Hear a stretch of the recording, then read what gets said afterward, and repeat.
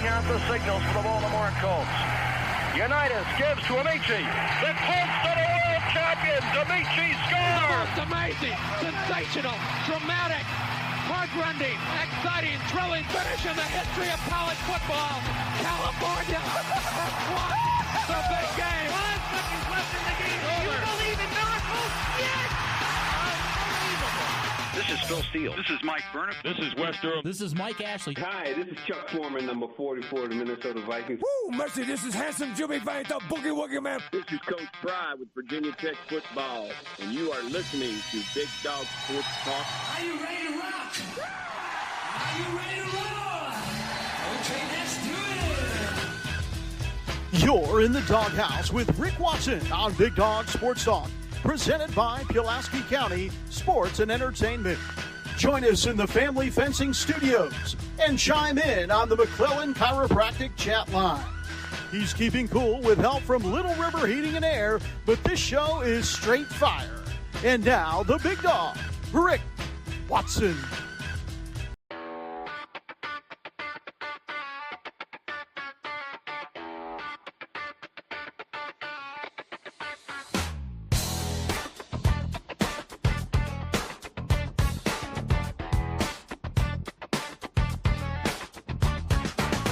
Rick Watson's got the mic, he's the big dog king.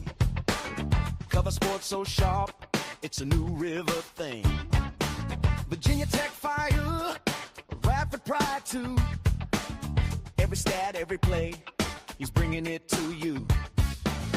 He's got that voice, deep as the valley, breaking it down, no dilly, no dally. Big dog sports talk, feel the bark.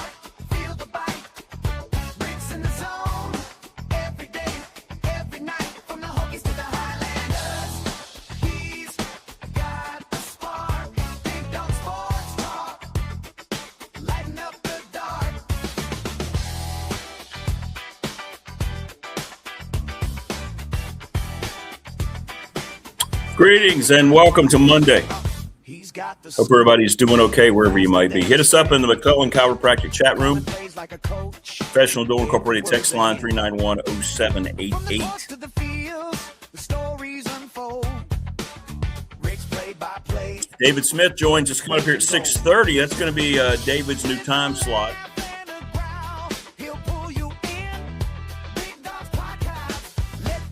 He's got, real life responsibilities to deal with. So he will move to 6:30. And we love anytime we can have David. So we got a lot going on today. And, of course, along with that, we have the two coaches, Todd Grantham at 7:30. So we'll have plenty of time for review as long as David has time to review the NFL Wildcard weekend. And Phil Elmassian, the other coach, at 8 o'clock. So we got you loaded, man. What a great Monday. If you are of the football mind, I can't imagine having a better trifecta than that. David Smith's better than any analyst on TV about the NFL. I reminded of that this weekend. I hope you realize how good he is when you're watching those bozos who are making seven figures just completely talk out of their ass. And then you get Todd Grantham, who's piecing together a class at UAB, and they're in a different world and all this madness with the Power Fours and all the money and the contracts. And then Coach Elmo seems to always have a nice take on it all. So I hope everyone appreciates it as much as I do and enjoys it, because those guys are terrific. And I think it's rare. I don't care where you are in the country, you're doing a regional show like this. I can't imagine. I mean, unless you got, tie into national guests, I can't imagine having better core of football knowledgeable people than having David Smith, Todd Grantham, and Phil Elmassian. Right?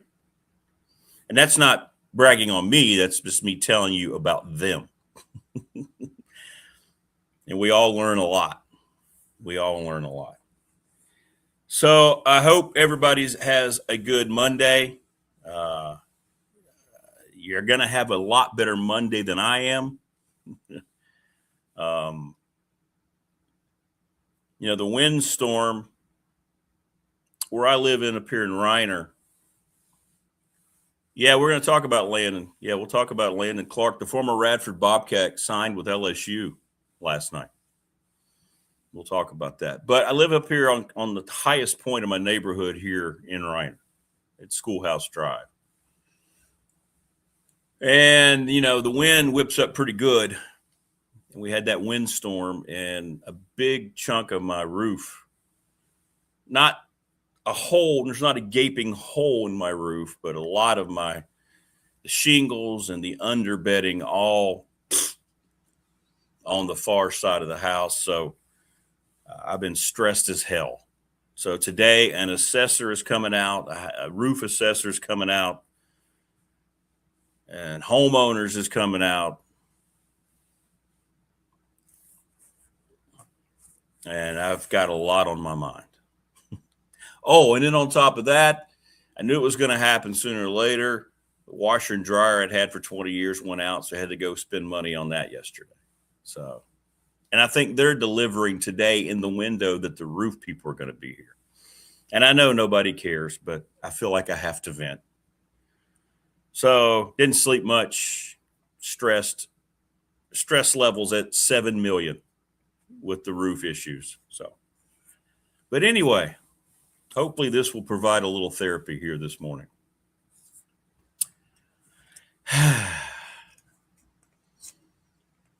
No, Stephen, no go Bills. No. Bills, Broncos next week. I haven't looked yet, but I'll guarantee you all my knowledge about anything that the Bills are favored in Denver next week. So let me know. Somebody look it up. Right now. Bet me right now. Bet me the cost of my roof repair. I guarantee you the Bills are favored. I've been telling everybody the Broncos as a number one seed not gonna go very far. As a matter of fact, they're gonna lose next. I think it's a Saturday game. The Bills will go in there and kick their ass. It is what it is. Oh, there you go, Prometheus. It happens. Yeah, when it rains, it pours, Opal. You're right. You're right. I just hope I get decent news out of the homeowners folks today, and I hope it's not one of those questioning obvious wind damage. That's why we pay those fees, right? Hello, Daniel. Good to see you. Welcome. Subscribe, like, and share, please. We got to get to 1,000. Ha! There it is, Derek. Thank you. Bills are 1.5-point favorites. All right, pay up. Told you. And see, if you were a legitimate number one seed at home, you wouldn't be underdogs.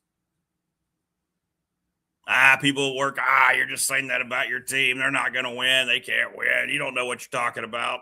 Yes, I do. If nothing else, I know my own team. There you go. Bills are 1.5-point favorites.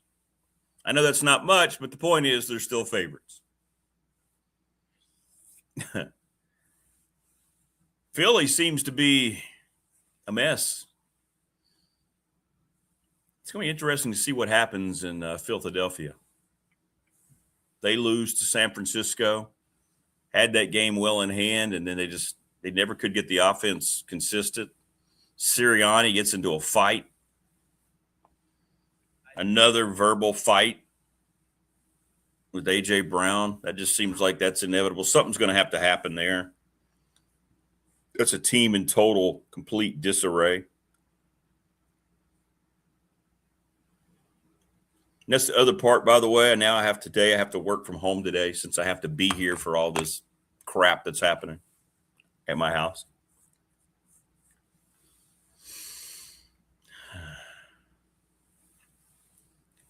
TLB says, I can relate here on blustery knob. Replacing shingles is a common practice. Yeah. This went a little beyond that. I've had that happen, and I've been able to replace them, but this is a little different. A little different. Hey, Christopher Lester, good morning. Yeah, Philly's not right. Prometheus. Philly is that's a weird. It started kind of mid-season with Hurts. You could just tell they kind of didn't follow him, and Sirianni, they don't like him, and Brown just seems like a punk now. He doesn't feel like he wants to play. They just seem to be totally. Sirianni turned the play calling duties over to his good friend, and the offense never really clicked in. Barkley didn't get nearly enough touches. How many times do we look at the touches that Saquon Barkley had, and we're like, really? After the year he put forth last year? Notice they won the Super Bowl when they counted on Saquon Barkley, and then when they stopped, they didn't. Kudos to the Niners. Had a lot of injuries to go in there and win. Maybe they're a team of destiny now, Kyle Shanahan. We'll see. The Bears rally, the Packers gacked one up on Saturday in the NFC. The Rams really struggled. How about the Rams, man? Carolina took them to the buzzer. How about that? But they survived and they got it done, and sometimes that's what you need. It finishes up tonight, Wildcard weekend, Houston and Pittsburgh. The winner of that game, Houston and Pittsburgh, will take on New England. I didn't watch much, if any, of that game last night, but I woke up and it was 16-3. How'd the Chargers not score? 3? And all of a sudden, Justin Herbert's reputation starting to come into question a little bit. But most of the games were very good. Yes, they were, Chris. Most of the games were good, competitive games until last night, I guess. And again, I didn't watch it, but 16-3 doesn't sound like a great game. But the rest of them, there was a lot going on. A lot going on. I got home from Radford's loss. UNC Asheville put a hurting on the Highlanders on Saturday. And started to watch the rest of that Rams-Panthers game. And then the Panthers kept hanging around. You're like, wow. And then the Bears game, the fourth quarter was terrific. I had, it's the NFC, so I don't really care. You mean the WWE NFL? Yes, Paul. Yeah. Is it all real? We don't know.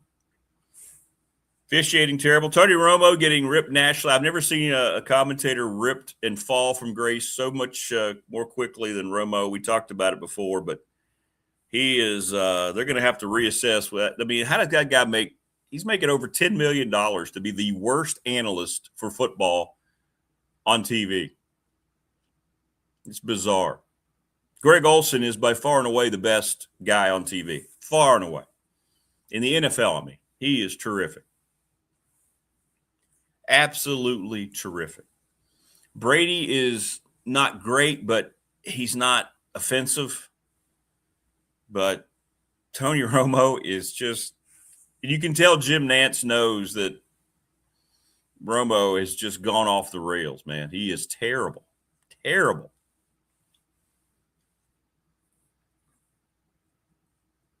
I mean, he – woo. Yeah, the condensed version of games. Yeah, that's a good thing, man. Yeah, you can find those on YouTube. I do that a lot too. I do. What's up, Stuck in the Middle Music? Good morning. How are you? Thanks to Family Fencing. I wish Family Fencing did roofs. Get a free quote, 540-200-8294, sponsor of our studio. FamilyFencingNRV.com. What a weekend. McClellan Chiropractic, thanks to Mark Hunley, sponsor of our chat room. Stuck and you haven't slept yet. I'm sorry, man. I didn't sleep much either. I hope you can get some rest. Hopefully this show doesn't put you to sleep. Pulaski County Sports and Entertainment, the presenting sponsor of this program, thanks to Jonathan Sweet. Saw him at the Radford game on Saturday, and Tim Miller. Little River Heating and Air. I just thought about them all day yesterday. Charles Lee, thinking about all the things that's falling apart now in my home. But I don't have to worry about my heating and air unit since I got that replaced last year. Seems like there's something every year right after the turn of the calendar It's a devastating prognosis. Last year it was my heating and air, and Little River Heating and Air came and took all the pain and suffering away. If you're in the area, even if you're out of the area, call them. Don't mess with anybody else. Little River Heating and Air. I'm just telling you. The Ryan Pry, the attorney, 701 West Main Street in Radford, Trust and Estate Planning. We have to come up with a question. We'll let you guys and gals come up with the question. I'm going to let y'all pick the question. I'm going to let y'all pick the question this week.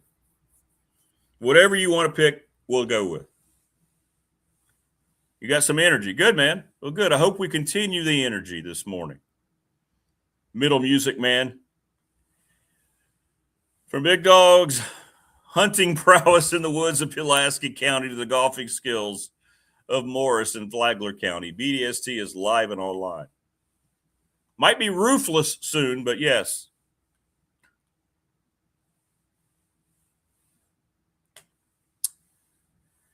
I hope so, Prometheus. That's what the assessors are coming today. I hope it's all covered. You never know. I don't ever assume anything with homeowners. But if they say it's partial or no, it's not going to be a pleasant scene. National Bank member FDIC, the exclusive banking partner of this program here on YouTube. My exclusive banking partner for 35 years. Travis Williams, Professional Door Incorporated. He was the one who, he has a son that plays for Radford High School. He's the one that sent me the text about Landon Clark signing with Lane Kiffin. 38 years in business, commercial and residential garage door, sponsor of our text line. Maybe I should hit up Bob Chris and the Ready Set Fund for my roof. ReadySetFund.com. Bob, you might get a call. Bob Chris 11 at Gmail. Thanks to all the folks at the NRB Super Bowl, 382-5525. They've got late night weekend bowling. They've made a lot of improvements. Give them a call, Terry or Amanda. They've been around for 25 years. Lawson's Mobile Home Supply since 1997. Give James a call, 381-8011. And thanks to Travis at Top Shelf Apparel, 4377 Lee Highway in Pulaski. They have an outstanding screen printing business. Yeah, if it's covered, Joseph, I think that's something I'm going to look at with the metal roof. Yeah, I've had a lot of people tell me that. I had a new shed I bought last year out here, and I went with the metal roof. And yeah. So anyway, great stuff today. David Smith, Todd Grantham, and Phil Elmassian. You're welcome, America. You're welcome.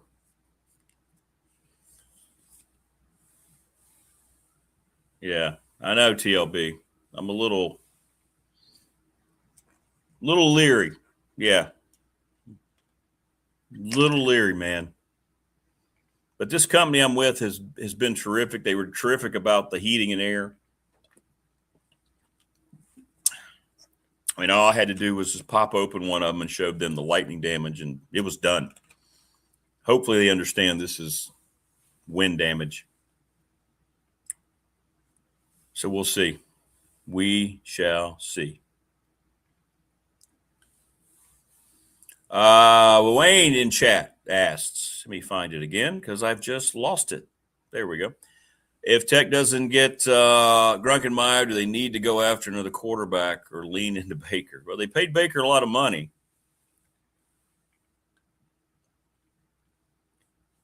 You know, it's interesting. All those reports came out, and this is what I've been trying to warn people about. Nowadays, reporting is let's get out there and put stuff out there, whether it's factual or not. Here's what we know. We know that, according to the reports, he's a strong lean, but he is not committed. If he had committed for the agreed to amount, which I heard was upwards of $2.5 million, he would have posted it up somewhere on his social media. He has not done that. So therefore, he does not have a deal. most of these programs, when they bring in quarterbacks, immediately want to get it out there because it helps them get other kids out of the portal, especially from the skill position players are on offense, right? Oh, he's my new guy. And then that guy's going out and actively recruiting. Now, maybe he's doing it behind the scenes. I don't know if he's the type of quarterback that has that kind of pull. I don't know.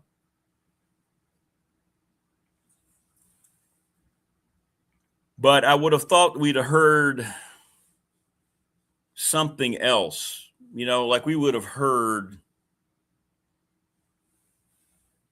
him involved with somebody else if he'd been involved with somebody else. And I haven't. I have not heard that. So maybe they are trying to space it out. It doesn't make a lot of sense. Now, today the portal closes, but that doesn't really mean much. All it means is nobody else from a school that's currently at a school can leave. I don't know what time today it closes.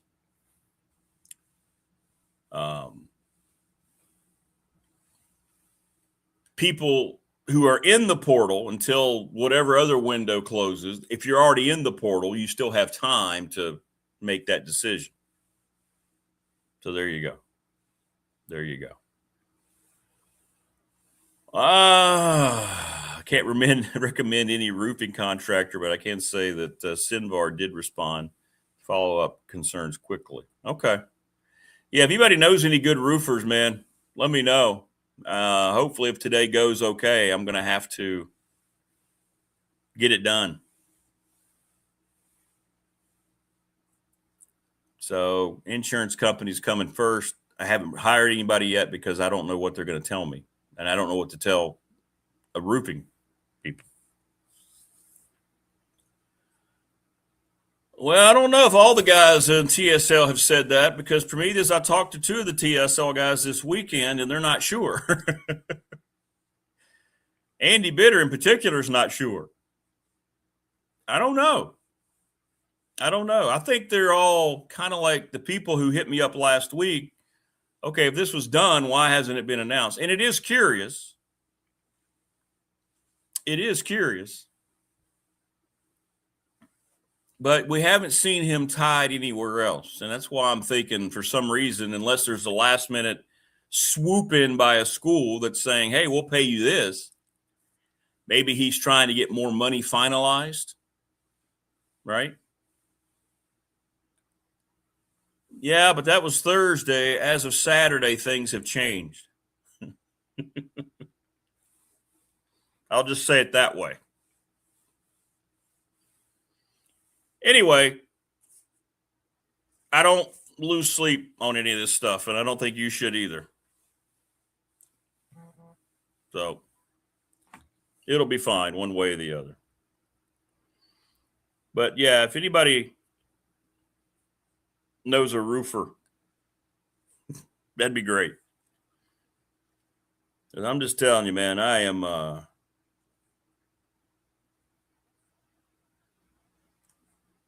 my mind is so distracted today that I almost didn't do the show. Like I almost just put up a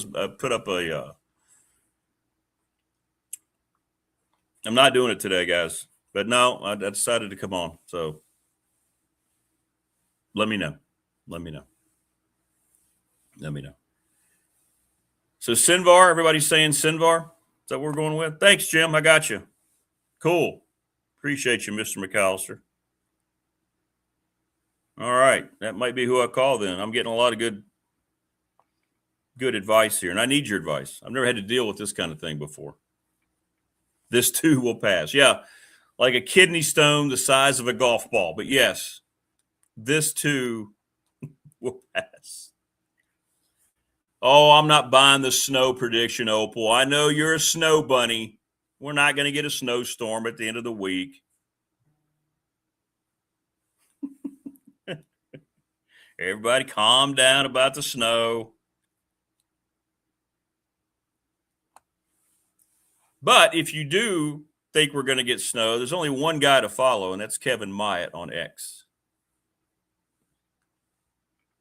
Thanks, Christopher. Appreciate you, man. I hope it always works out. I hope, man. I hope. All right, Prometheus. Now you're a guy who builds. That's cool. Okay, thanks, man. Oh, you sent them. Okay, thanks, brother. I appreciate you, Prometheus. You're lighting the fire this morning. And look, I'm not trying to be a pity party. I hope it's not coming across that way. I just feel like I can share stuff with you. You know what I mean? This isn't like woe is me, Rick. I'm not trying to do that crap. I'm just saying I got a lot on my mind. A whole lot on my mind today. But now I got to miss work today. So, oh, cool. We got a lot more bots today. Looks like the bots are back. Awesome. Awesome. They will continue to be eliminated, so just ignore them. Wayne says, I'm sure Tech will get Grunk, but just likely have to pay more. Yeah, that's what I'm guessing. Look, if there was some kind of something out there to where all of a sudden, you know, somebody would have said, hey, this guy who looked like he was going to commit to Tech, all of a sudden, we haven't heard anything. So maybe here's my best guess about. Thank you, guys. Thanks for me. Thanks, Chris. I appreciate you guys. Yes, we are. We are. And if you ever have anything to vent about, we are family here on the show. Just vent about it. But I just don't want you to think I'm coming across. I don't want to be, woe is me. It's therapy. It's therapy. Because these, the roof people are supposed to be here like right at the end of the show. This is going to happen early.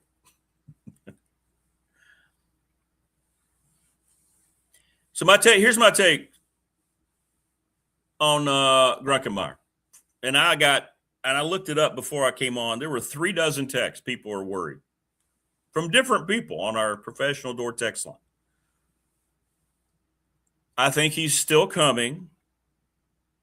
Let's just get that out of the way. He's got plenty of time. I think people were confused thinking, oh, the portal closes today. He hasn't announced, so he's not coming. No, that's not what that means. That just means that, in other words, after today, you can't leave your school to go into the portal. If you're in the portal, you can still negotiate and do all these things. So that hasn't changed. I think probably Tech's going to have to pay him more money. I do believe other schools have probably gotten his ear, his handlers, his agent. He's got an agent. And I don't know why I've got Marty and Steve's thing rolling, but hey, we love Marty and Steve. So there you go. Presented by Farm Bureau Insurance.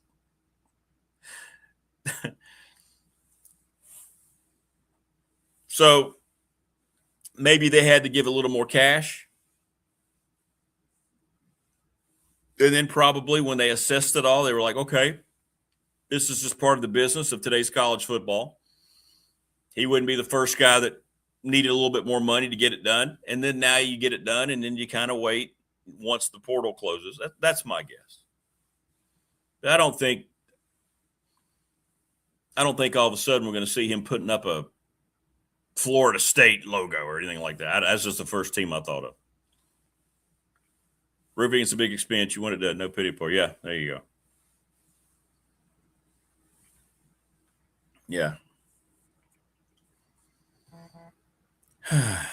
But you want to get these guys in for spring. Oh, I'm sorry, David. Yeah, I got to send you that.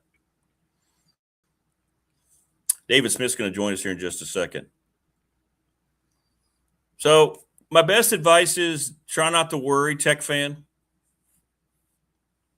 The only time you really need to worry is if you see on his social media he's saying he signed with another school. David, I just sent it to you. So I wouldn't worry too much about it.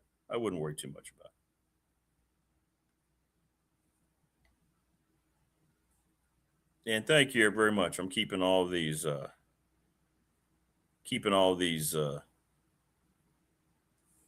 roofing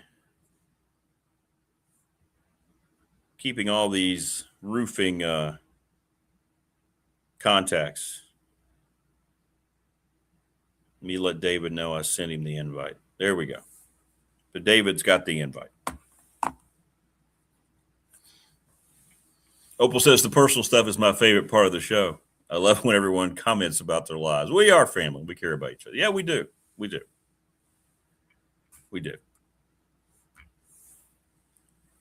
Thanks, Morris. Sorry, Rick. House needs are a pain in the yes, they are. Yeah, Prometheus has already hit me up, so he's great. We've already been hit up. But thank everybody. And like I said, hopefully I get good therapy out of today. We have to have good therapy. And this gentleman joins us right now on the program. His new time. Yeah. It's like we're switching around a popular sitcom that we don't want to lose. So he's not being told, so we can't have him anymore. What's up, brother? How are you? Good morning to you, man. Doing great. Happy Monday morning to you, man. A lot of football this past weekend and still more to go tonight.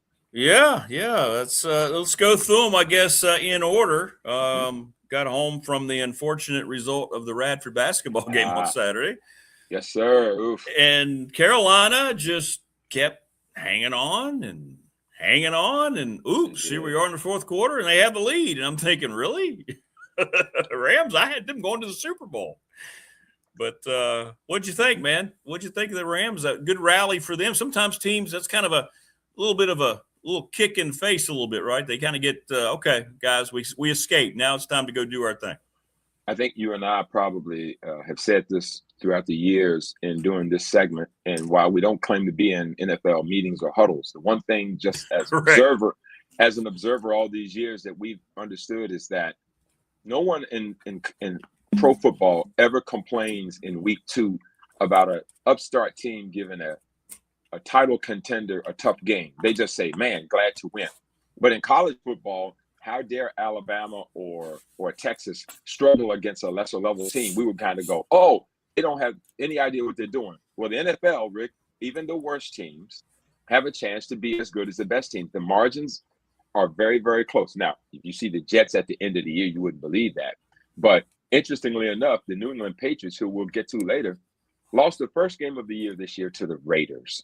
They lost to the Raiders in game 1 this year. So it can happen. The NFL is that way. So I think the Rams probably didn't overlook them, but there was a selective process around who you would prefer to play as the way people played in week 18. They were trying to line up who they thought was more favorable. So the Rams, okay, we'll end up with the NFC South champion, whoever it may be. Well, now you find yourself down in Carolina and you find yourself in a battle. I think Carolina is actually a pretty darn good football team, especially on the defensive side of the ball. Their offense has been so-so when you think about Bryce Young. But the young man has hung in there. He has been thrown a lot of problems, a lot of negativity. He's not the biggest guy. Jaden Daniels and all the others, bigger quarterbacks, the prototypes that have come in and done really well. But give him credit. C.J. Stroud had the great year. That was your guy over him in the draft. And so, but give him credit. He is an 8-9 team. They have the home playoff game. And Rick, they gave the Rams everything they could. And just like most of the games other than last night's game, it came down to who had the football last and who was going to make the play last. In this case, Carolina actually had it last. But the Rams had a chance early on to build momentum in that game, though, Rick, as the Radford game ended, had a chance to pull over and look at some of it. They were up 17-7 in the first half, had the ball in the red zone, about a minute and something to go, 4th and 3 with a chance to kick a field goal and to go up 20-7 and maybe really make them feel a certain kind of way. But they wanted to put the hammer down, as does everyone these days. Everyone. No one kicks field goals in red zones much easily anymore. 4th and 3, I will go for it. 4th and 4. Even the Bears on Saturday night on their own 32 early in the game, it was 4th and 3. They went for, I think they went for 6 4th downs in the football game. I'm having to learn this new world order of strategy versus punting. Yeah, I think Herm Edwards said one time, a possession's okay, ball being kicked, either a punt or a field goal. It's okay to play it that way. Yeah, what's wrong with field goals? Right. Yeah, what's wrong with field goals? It's okay. Points, especially field goals. But in this particular case, the Rams decided, we'll be fine and allow the defense to deal with it. Well, they went for it and they did not. Carolina went 5 plays, 81 yards, got the TD aided by a 28-yard pass interference. And Bryce Young scores the TD from 16 yards out. That made the game 17-14. And at that point, it was game on. And it was back and forth throughout. Matthew Stafford proven to be what he is. He threw for 304 yards in the game. He had an interception. And I think a lot of people forgot that the Rams lost to Carolina in Carolina earlier this year. So it wasn't like Carolina was afraid of them. So if you're the Rams, I guess they thought it was a fluke in the way that they positioned themselves, but I'm not going to really blame them. They won out in game 18, and wherever it landed so they could get their momentum. Carolina scores late in that game to put themselves in position up 31-27, and they just could not hold off the Rams at the end. Stafford with the TD pass puts them over. Carolina with 4 chances to convert to try to keep the game extended. They get an unfortunate drop on 4th down. Ball game's over, 34-31. Carolina Panthers, Bryce Young, 21 of 40 for 264 in the game. Matthew Stafford, 24-42, 304.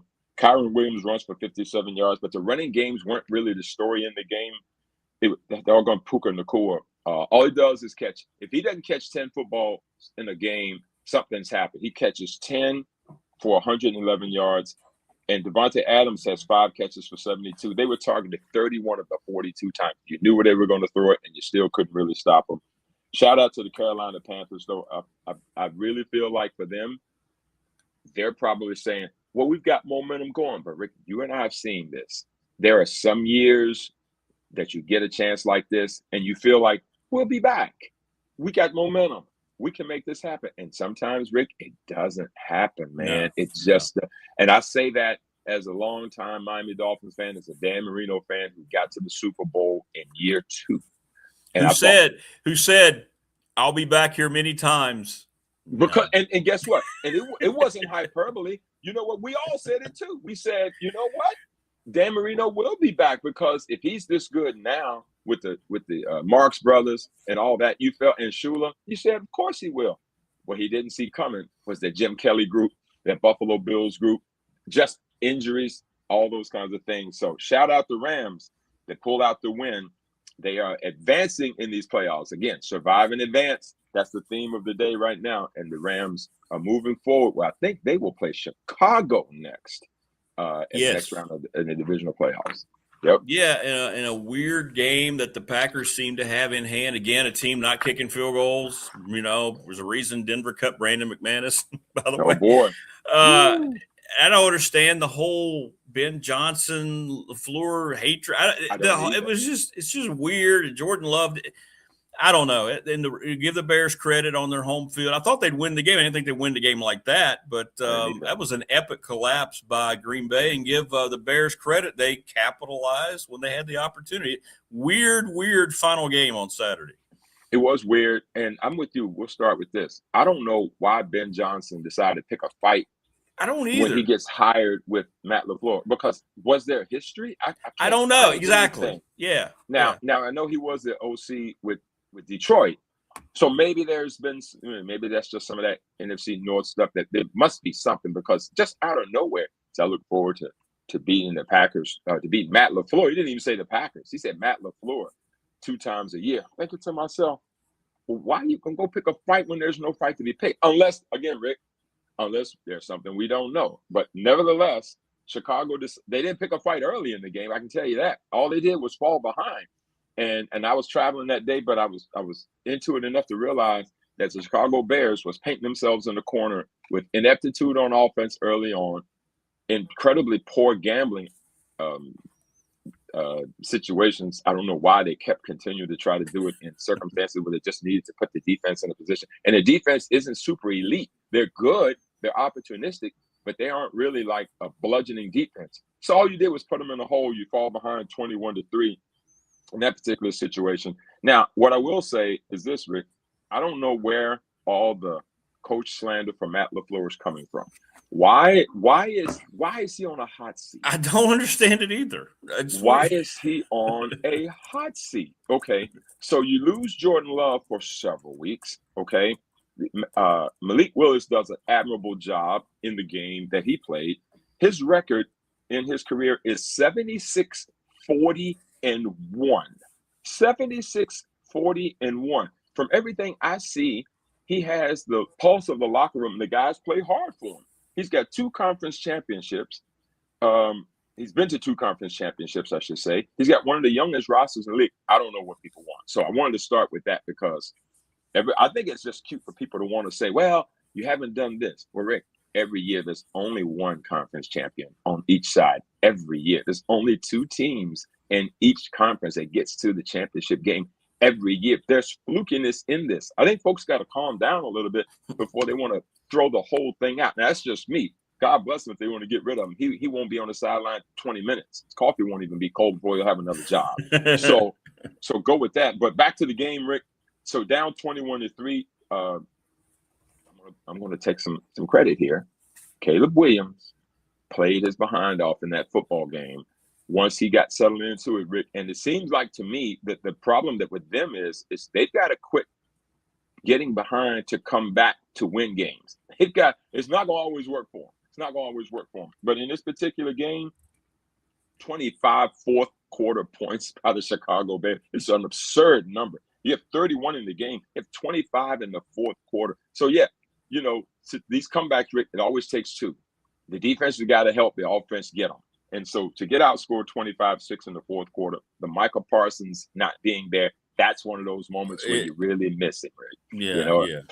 And Caleb Williams was terrible in the first three quarters. Terrible. They were highlighting how horrible he was throwing the football. He was getting booed out of the stadium. And then that defense, it was just wild. It was a wild collapse. It was. Yeah. What was frustrating about Caleb Williams is, as a fan of his, is you don't have to always be behind to come back to show us that you're great. Just be great throughout. And maybe this is part of the process with Ben Johnson. Give him credit for the 25 fourth quarter points because he was putrid for three quarters, without a doubt. So he gets 361 in the game. Jordan Love with 323 in the game. Romeo Doubs had 124 yards catching, Rick. The Bears hold off to win 31-27. And yes, that game should not have come to that as McManus misses 2 field goals and an extra point. And that extra point miss proved fatal for the Packers, who got the ball down to the red zone at the end. And all they would have needed was a field goal to tie it and send it to overtime. But because he missed the extra point and a field goal, if he had just made the extra point, Rick, now all you're chasing is a field goal. It makes it so hard on the defense. They end up throwing a fourth down into the end zone. It was a high-risk play. It wasn't going to work for him. Shout out to Chicago Bears. Up next for you is you get to host those Rams, and it's going to be an epic game. So there's the Bears, who played it out and got the 2 seed, even though they lost their last game of the regular season. Now they get a second home playoff game, one step away from the conference championship. Well, it's amazing that you trade for Micah Parsons, right? That's the whole identity of your team, basically. When you make that trade, you lose him, and he has an impact when he's not there in the playoffs, just like you would lose a quarterback. That's how much he affected them on defense, I believe. That never would have happened, I don't think, with him on the field. And that it does show – I know they've been playing without him for a while, but it really shows up in the playoffs. They rested their starters the last week, just like the Eagles, which we're going to get into. And you talk about hindsight being 20/20. They had a chance to claim the number 2 seed and play Green Bay instead of San Francisco, but they didn't. But anyway, Micah Parsons not being there really, really showed up in the playoff game. Well, pass rushers are so critical in the playoffs. There's teams who will go out in free agency and get people who can put pressure on the quarterback because it's that valuable in the playoffs. Guys who can go and put pressure on them and allow teams to play from ahead and maintain those leads. And Green Bay could not, when they needed to get pressure on Caleb Williams, when he decided, when he got comfortable and he had to start slinging it, you could see where he was getting comfortable and they could not get him on the ground. And that's exactly one of those deals and that's the fluky part about it. So back to LaFleur, that's not his fault. That's not coaching. That's just how it goes, quite frankly. And so shout out Chicago for finding a way to win, because for 3 quarters, they were not trying to win that game at all. No. Their effort was noble, but in terms of their execution was not consistent with anybody trying to win a game. Well, looking at Sunday, Buffalo shows you they have playoff experience. Jacksonville had a chance. They had a stage. They had a home game. It was time for Trevor Lawrence to show that, hey, you're right. I'm here now. Here we go. No.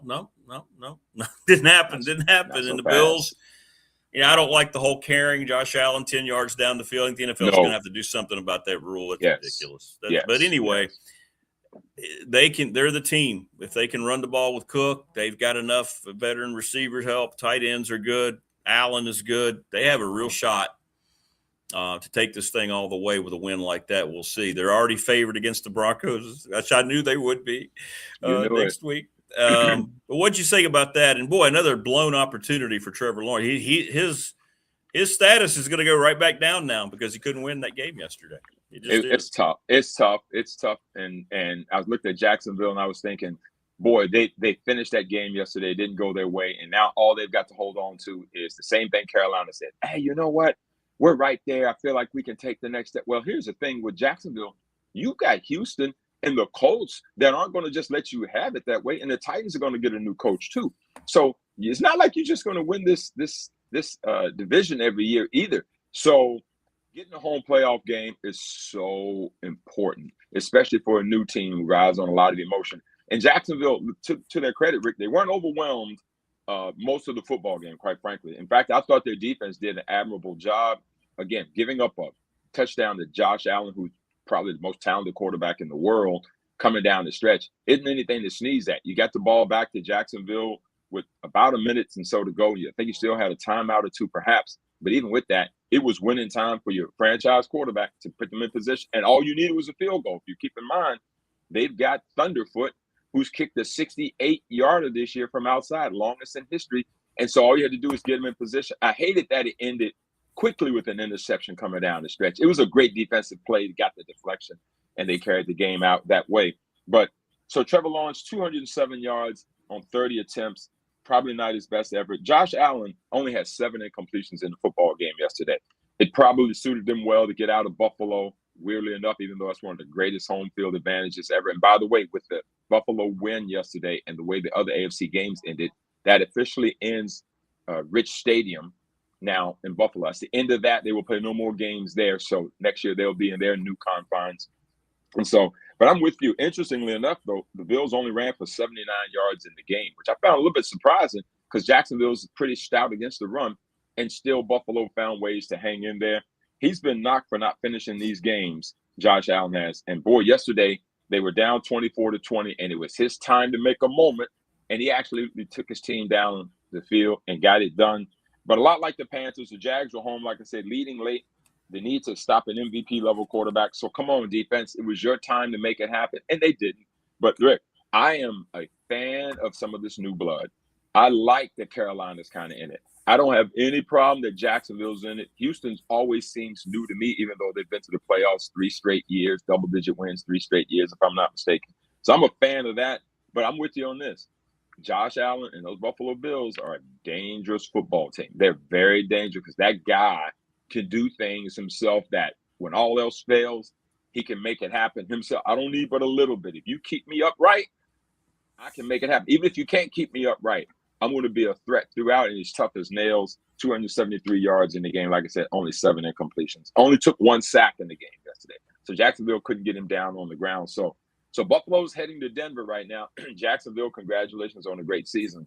More to come from you guys. But once again, it's like Bill Parcells used to say, at the end of every year, the entire team hits a reset button. It's like nothing from the previous year really carries over to the next year because rosters are so different every year. So you take what you have right now, and you hope you can build momentum from the culture. But right now, Jacksonville's got to feel pretty bad about themselves. But in some ways, at least their core group, okay, now we know how to do it. Maybe we can build from the pieces that we will have coming back in a very, very tough AFC.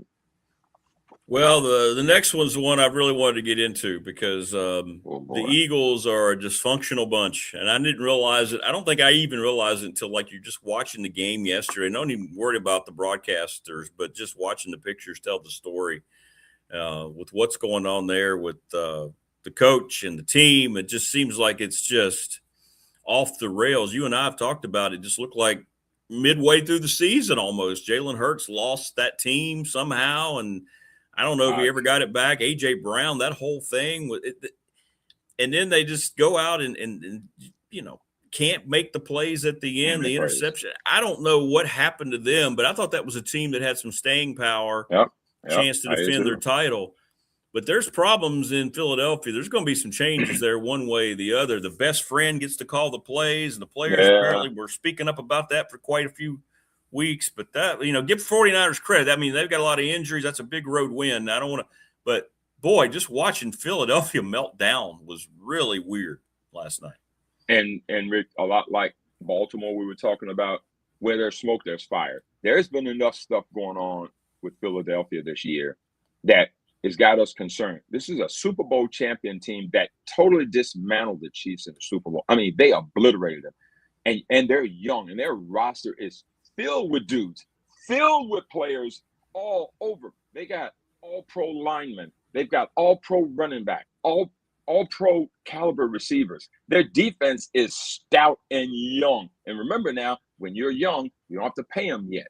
So you don't get many of these opportunities to have elite second and third year guys, DeJean, Carter, Jordan Davis. You've got the linebacker that they picked up last year. They're just loaded all over the place. And yet all you hear about is, these kinds of things. The offense is ridiculously poor compared to last year. Now, again, the coordinator clearly does not seem to know what to do with all those shiny toys, because it's a shame how inept they are. And in fact, I was listening to the breakdown on Football Night in America last night, and they talked about the final play of the game, where the route concept was so generic that any defense in the league could have covered it. They say, where's your creativity to try to get people moving and in space? It's almost like you got all these great pieces. And if you could just plug in somebody that could really get it going, it would take off, because Jalen only threw for 168 yards in the game. I don't think he's thrown for over 300 yards in forever, Rick. So there's a concern there. Now, whether we love or hate A.J. Brown or not, and his drops yesterday did nothing to help him, right? There is a core concept about his willingness to want the football, because he's probably feeling like we're not doing enough right now. He didn't go about it the right way, and nor should he go about it that way. But what he's saying, we all could agree with. Now, he shouldn't say, I shouldn't know it. They should know it. You shouldn't know it, but they should know it. And so that didn't serve him well, and all it does is shines a light on him when it doesn't go his way. Big moment, he couldn't bring it in. Saquon ran for 106 yards yesterday, so they ran for 140 yards. But I just never felt like they put their will on the game at all. And Kyle Shanahan, who is having to live down that incredible situation in Atlanta in the 2017 Super Bowl, up 28-3, where he decided to get too cute in the game.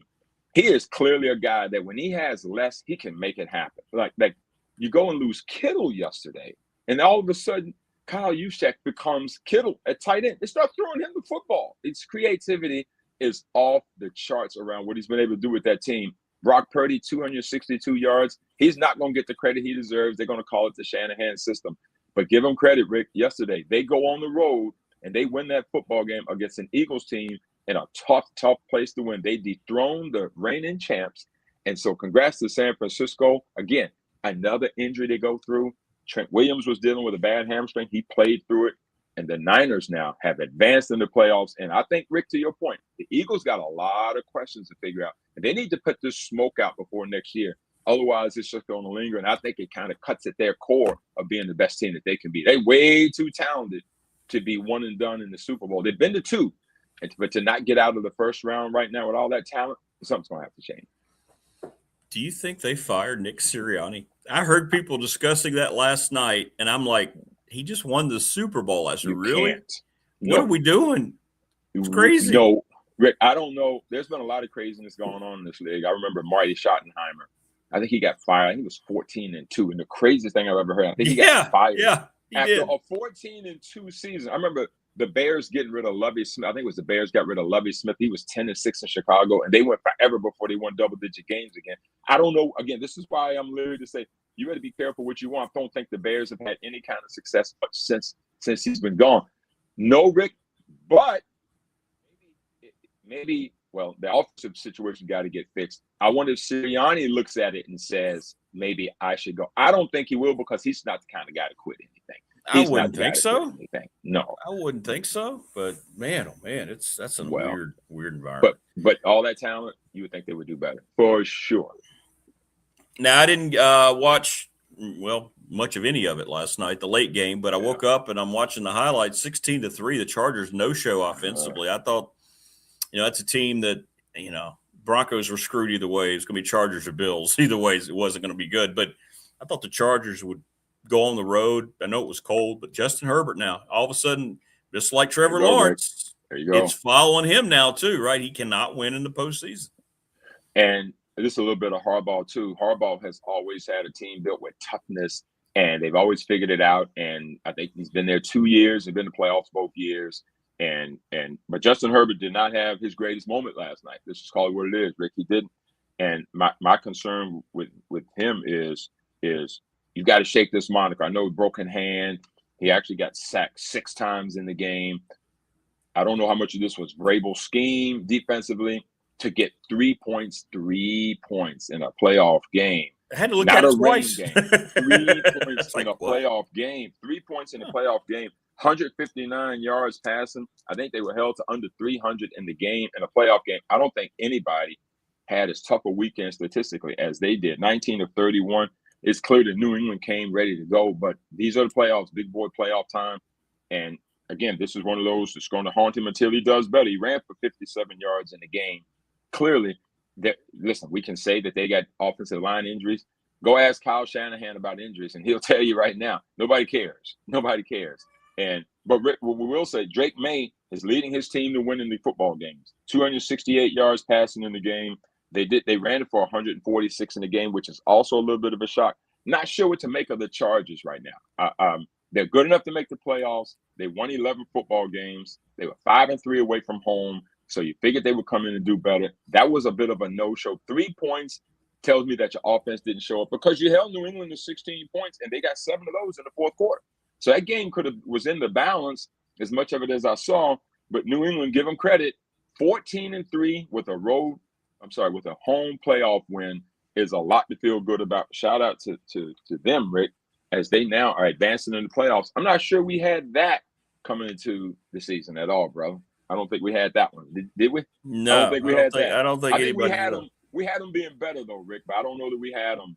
Not this good. Playoff. Not this good. Well, the hottest team in the NFL plays tonight in Pittsburgh. Mike Tomlin and Aaron Rodgers awake, but Houston goes on the road because of this divisional championship thing. There's nobody in the league that's been better than them over the last 2 months, and they go in there and take that defense and CJ and all that. I find it hard to believe the Steelers are going to win this game, but then again, I didn't think Carolina would keep it within 2 touchdowns against the Rams. I didn't think the Chargers would only score 3 points. I didn't think Bears would come back.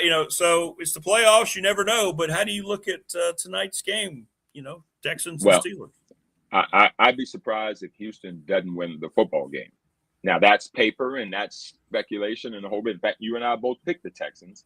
And ironically, you went 2-3 in your picks, and I went 4-1 in the picks. The only losses for you. You and I both lost the Eagles, and you lost the Chargers. I took the Pats, and you had the Jags. I had the Bills. But as we look at tonight's game, Rick, it's like this. The Pittsburgh Steelers has 2 people that should be concerning to anybody that's a fan of the Houston Texans. That's Aaron Rodgers and Mike Tomlin.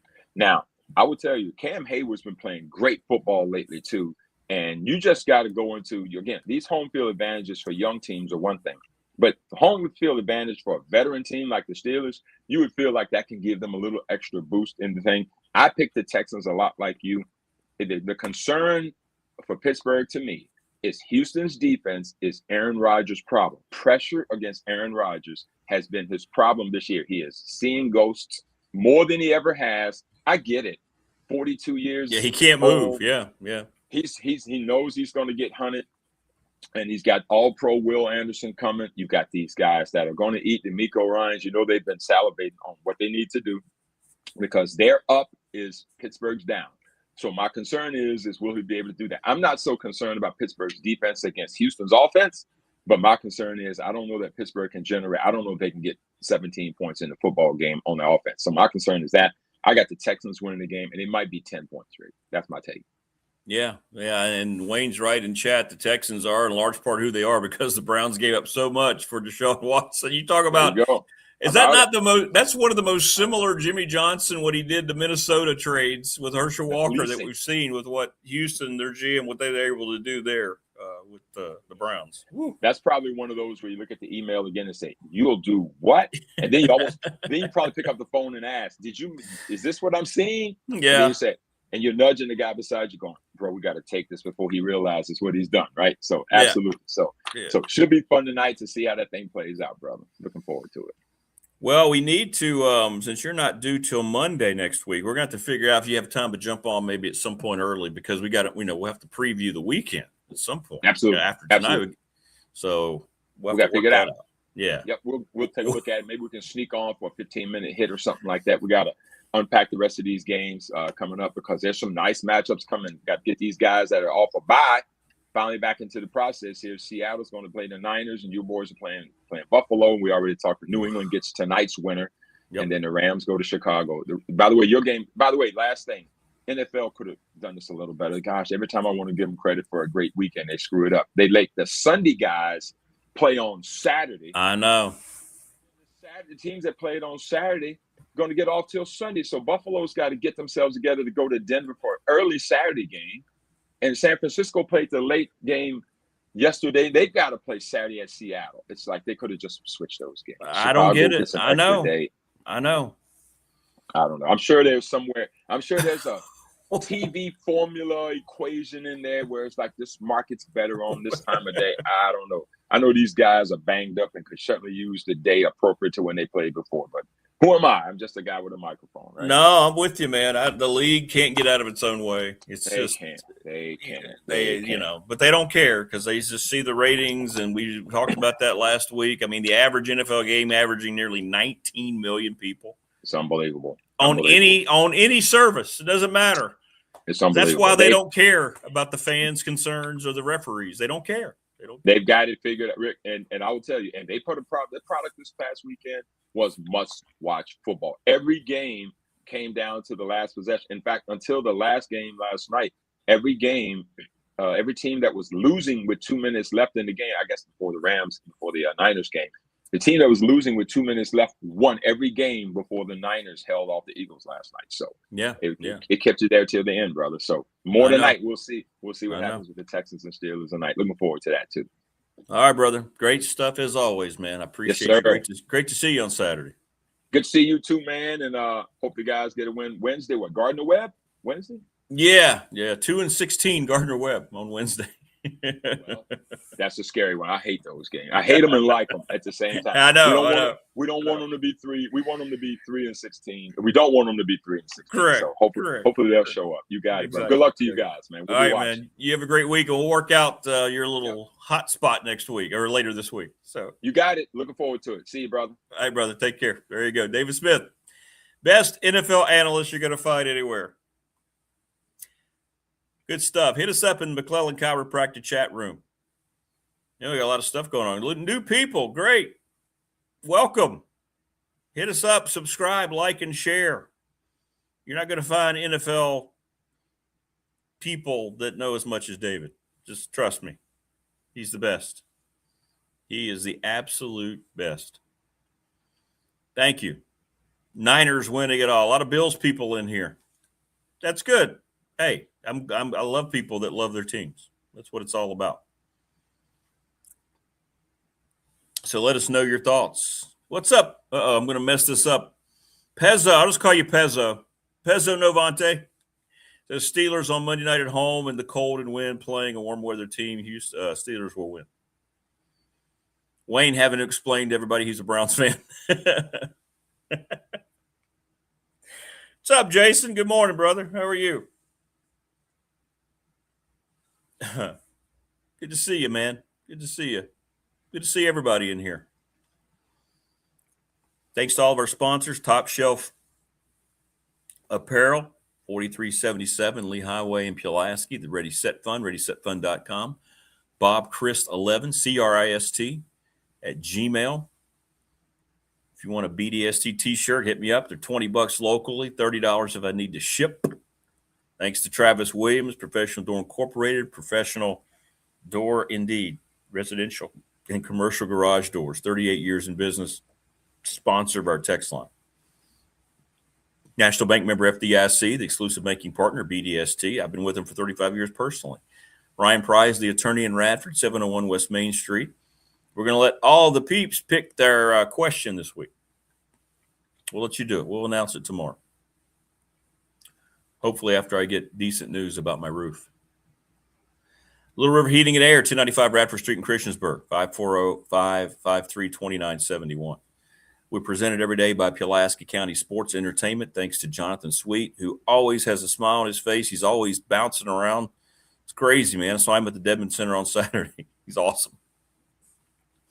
Mark Hunley, McClellan Chiropractic, delivered his T-shirt on Friday. So we're going to try to figure out a day here soon. We were talking about what we can do with the video, me getting my back cracked. And, of course, Family Fencing, Jason Green and Company, 540-200-8294, Family Fencing, NRV.com. Hit them up. They're the best at what they do. I wish they did roofs.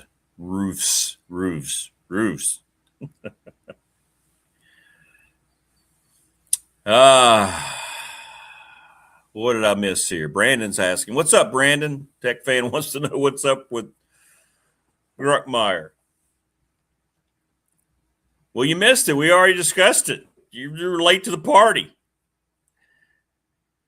Hey, Jeff, what's going on, man? Even us sad Cowboys fans love the NFL segment with David. Yeah, he's very, very good. What's up, Sergeant York? It's a great movie, by the way. I'm a Chiefs fan, but I would love to see the Bills shake off the chains of the 90s. Yeah, the Bills got a lot of momentum. And I know you don't want them to beat I know you want them to beat my Broncos. I know you want that.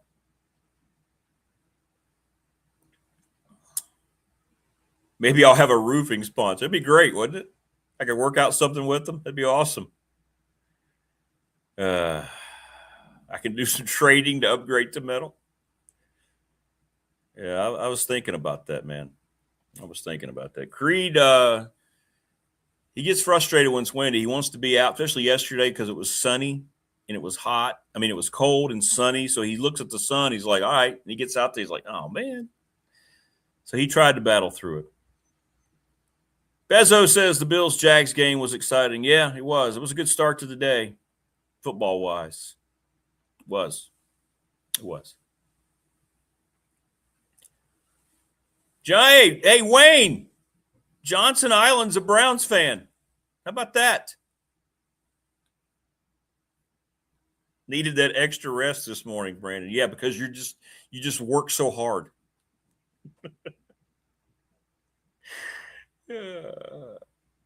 I am not, Stinson. I had a lot of people in my family who were, but I am not a military guy. But there's no group of individuals on earth I respect more. Mondays are always hard, Brandon. They are. Especially when your roof's been ripped off the house. On rough days like this one, you could always count on Creed for his unconditional magnificence. The coach, Todd Grantham, joins us at 7:30, by the way. As long as someone from the AFC wins, I'll be happy. Yeah, I'm an AFC guy, too. I'm with you.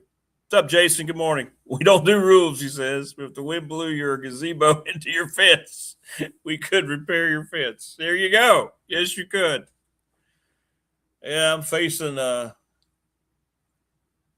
got a messed up day ahead of me today. Exactly, Morris. We love the veterans. Oh, yeah, we didn't even talk about college football. We've been talking about the pros. Let's go to we talked about the game on Thursday. Indiana's going to beat Miami. Indiana, this team this year is the most complete college football team I'm trying to think that I believe I've ever seen. I'm not saying they're the most talented. I'm not saying they have the most gifted this, that, and the other, but just as a whole, I think we can all safely say that we've never seen a team this well coached at every level. It's mind-blowing. First play of the game, they had the pick six. Oregon collected themselves. And here's the thing about it. Oregon is a really good football team.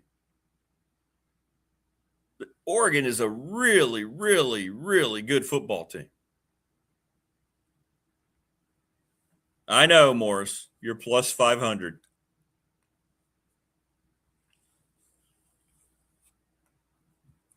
Ryan, it was great to meet you. Yeah, to see you too. That was awesome. Well, I hope I didn't disappoint him. Got to meet Ryan's son at Edmond. That was great seeing you. Come by anytime, brother. Thanks for everything. Oh, man, I love the chat. The chat's exploding. Mark Hundley, your chat is going nuts. I'm going to try to read this right. FATM, 49ers winning it all. I'm telling you now, it's going to be the 49ers and Patriots. And Mac Jones comes in and wins it all. That'd be great, wouldn't it? Yeah, coaching at Indiana is unlike I've ever seen. I think a lot of people are pulling for them the way they handle themselves. I'm sitting there watching Mendoza. He's better than half the quarterbacks in the NFL right now. Those back shoulder throws, every ball is accurate. And he's not just standing there, hey, I got all day. He's moving in the pocket. He's kind of sliding out of the pocket. That guy is unbelievable, and he's developed under Cignetti over the last 2 years. Man, he's a good player. Rick, is Indiana's coaching better than Fuente against Liberty? Maybe just a little.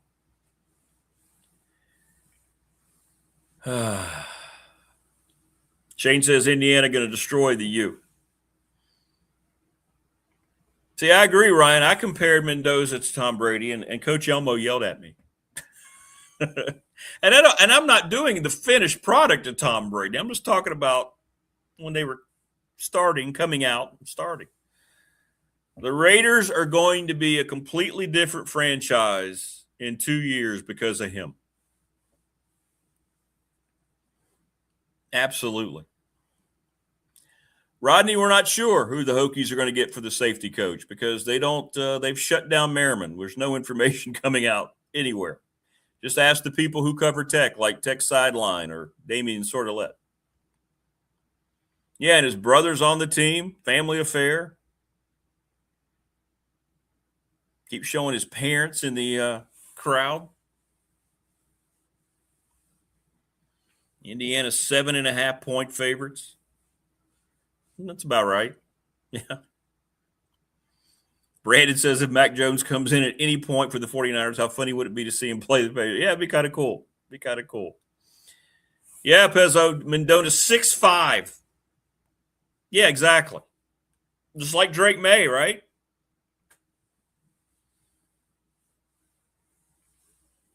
I don't want to get caught up in the hype, and you can't say this a lot, especially the quarterback position. He's a can't miss. I think he's a can't miss mega star at quarterback in the NFL. I might be wrong. But I haven't seen a quarterback come out. I mean, look at the guys who've been drafted the last several years. I mean, name one. Who's your quarterback? We had that quarterback class. All those guys are starting now with May and Caleb Williams and Bo Nix and all those other guys. But this guy, jeez Louise. Yeah, that's what it is for me. That's exactly. He just kind of casually has that slide out of harm's way. And that's where he reminds me of Brady. It's not like he's not overly athletic.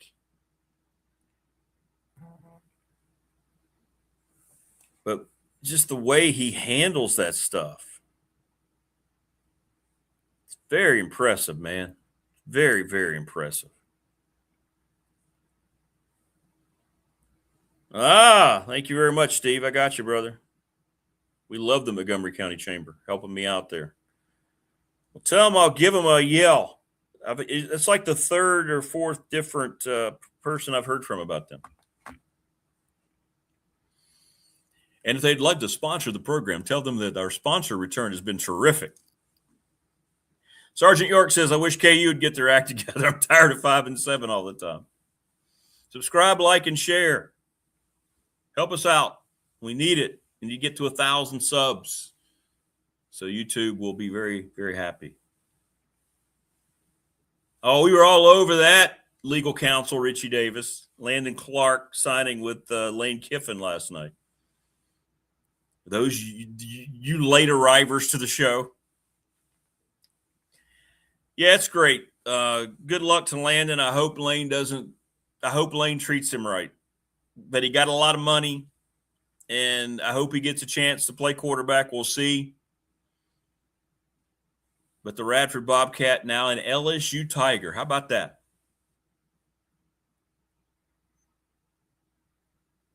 Travis Williams was keeping me updated on that all weekend. Thanks, Trav, from Professional Door. Brandon says that's what they said about Bo Callahan in draft day. Yeah, but Bo Callahan was a jerk. I don't think Mendoza's a jerk. Bo Callahan. I think he's a bust. What? Remember that? That's one of those movies that's not very well thought of, but I enjoy draft day. And I know Wayne does because all of a sudden it looks like the Browns knew what they were doing. Yes, he does. Bezzo, sorry. He does have instinct and presence. He's got, I don't know what it is, but he has got it. It's a Family Guy reference. It's one where Peter's going down the stall looking for a horse. And then like the third or fourth horse has sunglasses on. I don't know what it is, but you have got it. Draft day was fiction. It was. Speaking of jerks, where's Johnny Manziel nowadays? Don't know. Maybe he'll be here today assessing my roof. No, Mendoza is not Jamarcus Russell. No, he's not. Pezzo, I don't think Diego Pavia is draftable. I don't think he has a position, and he did not help himself at all. And listen, this is a guy, we brought this show back in August, and everybody knows, I've said it all along, he was my favorite college football player. And I lost total respect for him. And not only the things he did at the Heisman, but then the things he said afterwards and the way he handled himself. Absolutely ridiculous. And that matters a lot to the league. But he's too short. He's not going to be. Maybe I'm wrong. Maybe somebody drafts him late, but he hurt himself a lot.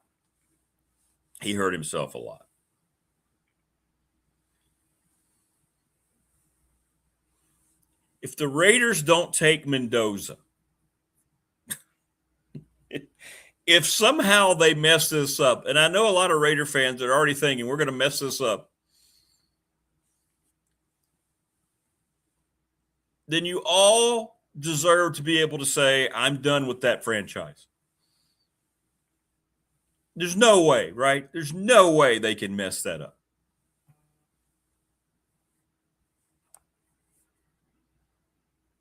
Like, how would you mess that up? What in the world would even, like when they introduced the draft, hey, welcome to the first round, the Las Vegas Raiders are on the clock. Should it immediately be, look, we're not going to do this 15-minute garbage or whatever it is. Here's our card. Go up and announce it. What are you going to do? You're going to trade that pick?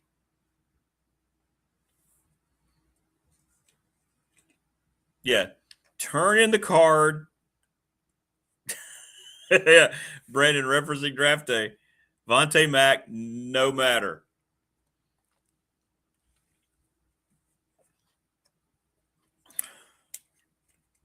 We're assuming Vontae Mack ended up being a mega star.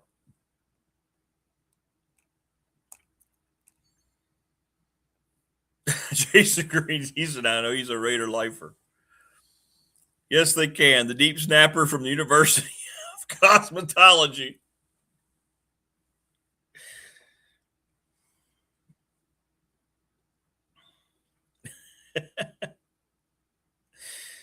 I don't think so. I don't think you have anything to worry about. Please subscribe, like, and share the channel. If you're new here, we're trying to get to 1,000.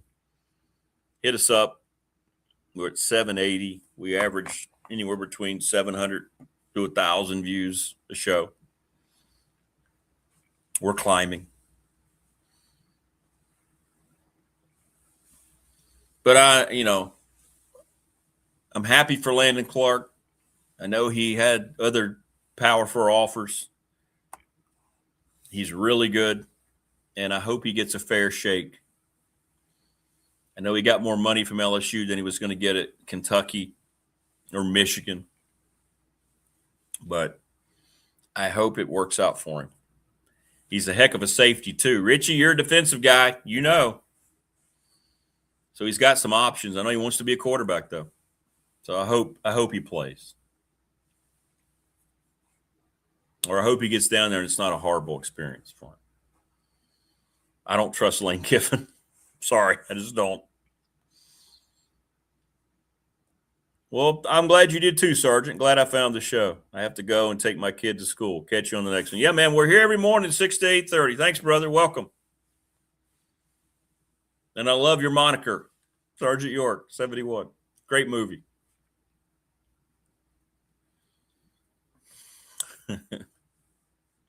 Peanut butter jelly time. Peanut butter jelly time. Ooh, yeah. Yeah. Pezzo's a Steelers fan. So was my dad, Pezzo. Lifelong Steelers fan. Pleasantly surprised. Kenneth Gainwell. But running back Caleb Johnson seems like a bust for the Steelers. Your thoughts? Yeah, Gainwell's worked out well. Yeah, they thought they had their guy with Harris, and that didn't work. I'm going to be interested to see what happens with Mike Tomlin. I think your organization, it's going to be interesting to see. Call me crazy. I'm a Tomlin fan. Pezzo, where do you stand with Mike Tomlin? I know people get frustrated with the lack of postseason success, but I have a lot of respect for a guy who's never had a losing record.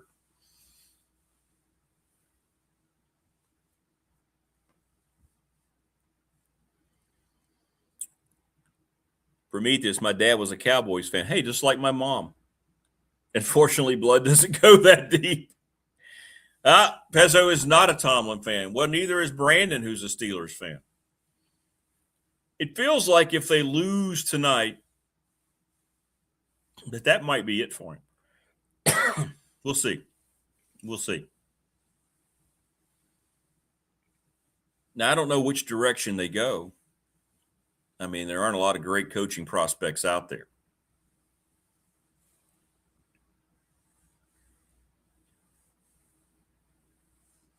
I know. That's true, Ryan. It's amazing that the leg of a rookie kicker decided that Harbaugh would be fired instead of Tomlin. That's right. If that kick is good, Tomlin probably would have been fired after that game. There's no question. Tomlin had even referenced it in a presser.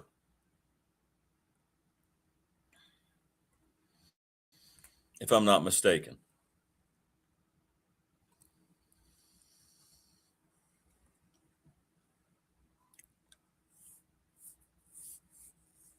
So we'll see. We'll see.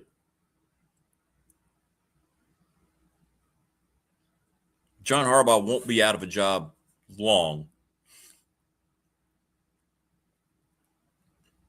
if he wants to jump back into it, which I think he does. I think he and Kevin Stefanski are going to be the first two guys to land jobs in this cycle.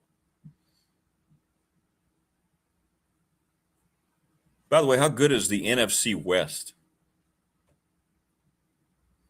Now, two of those teams are playing each other next week because they have three of the final four in the NFC.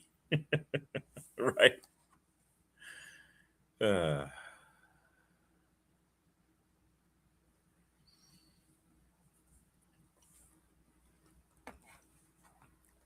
How good is that division? One will survive, we know, 49ers or Seahawks, and the Rams will try to join them.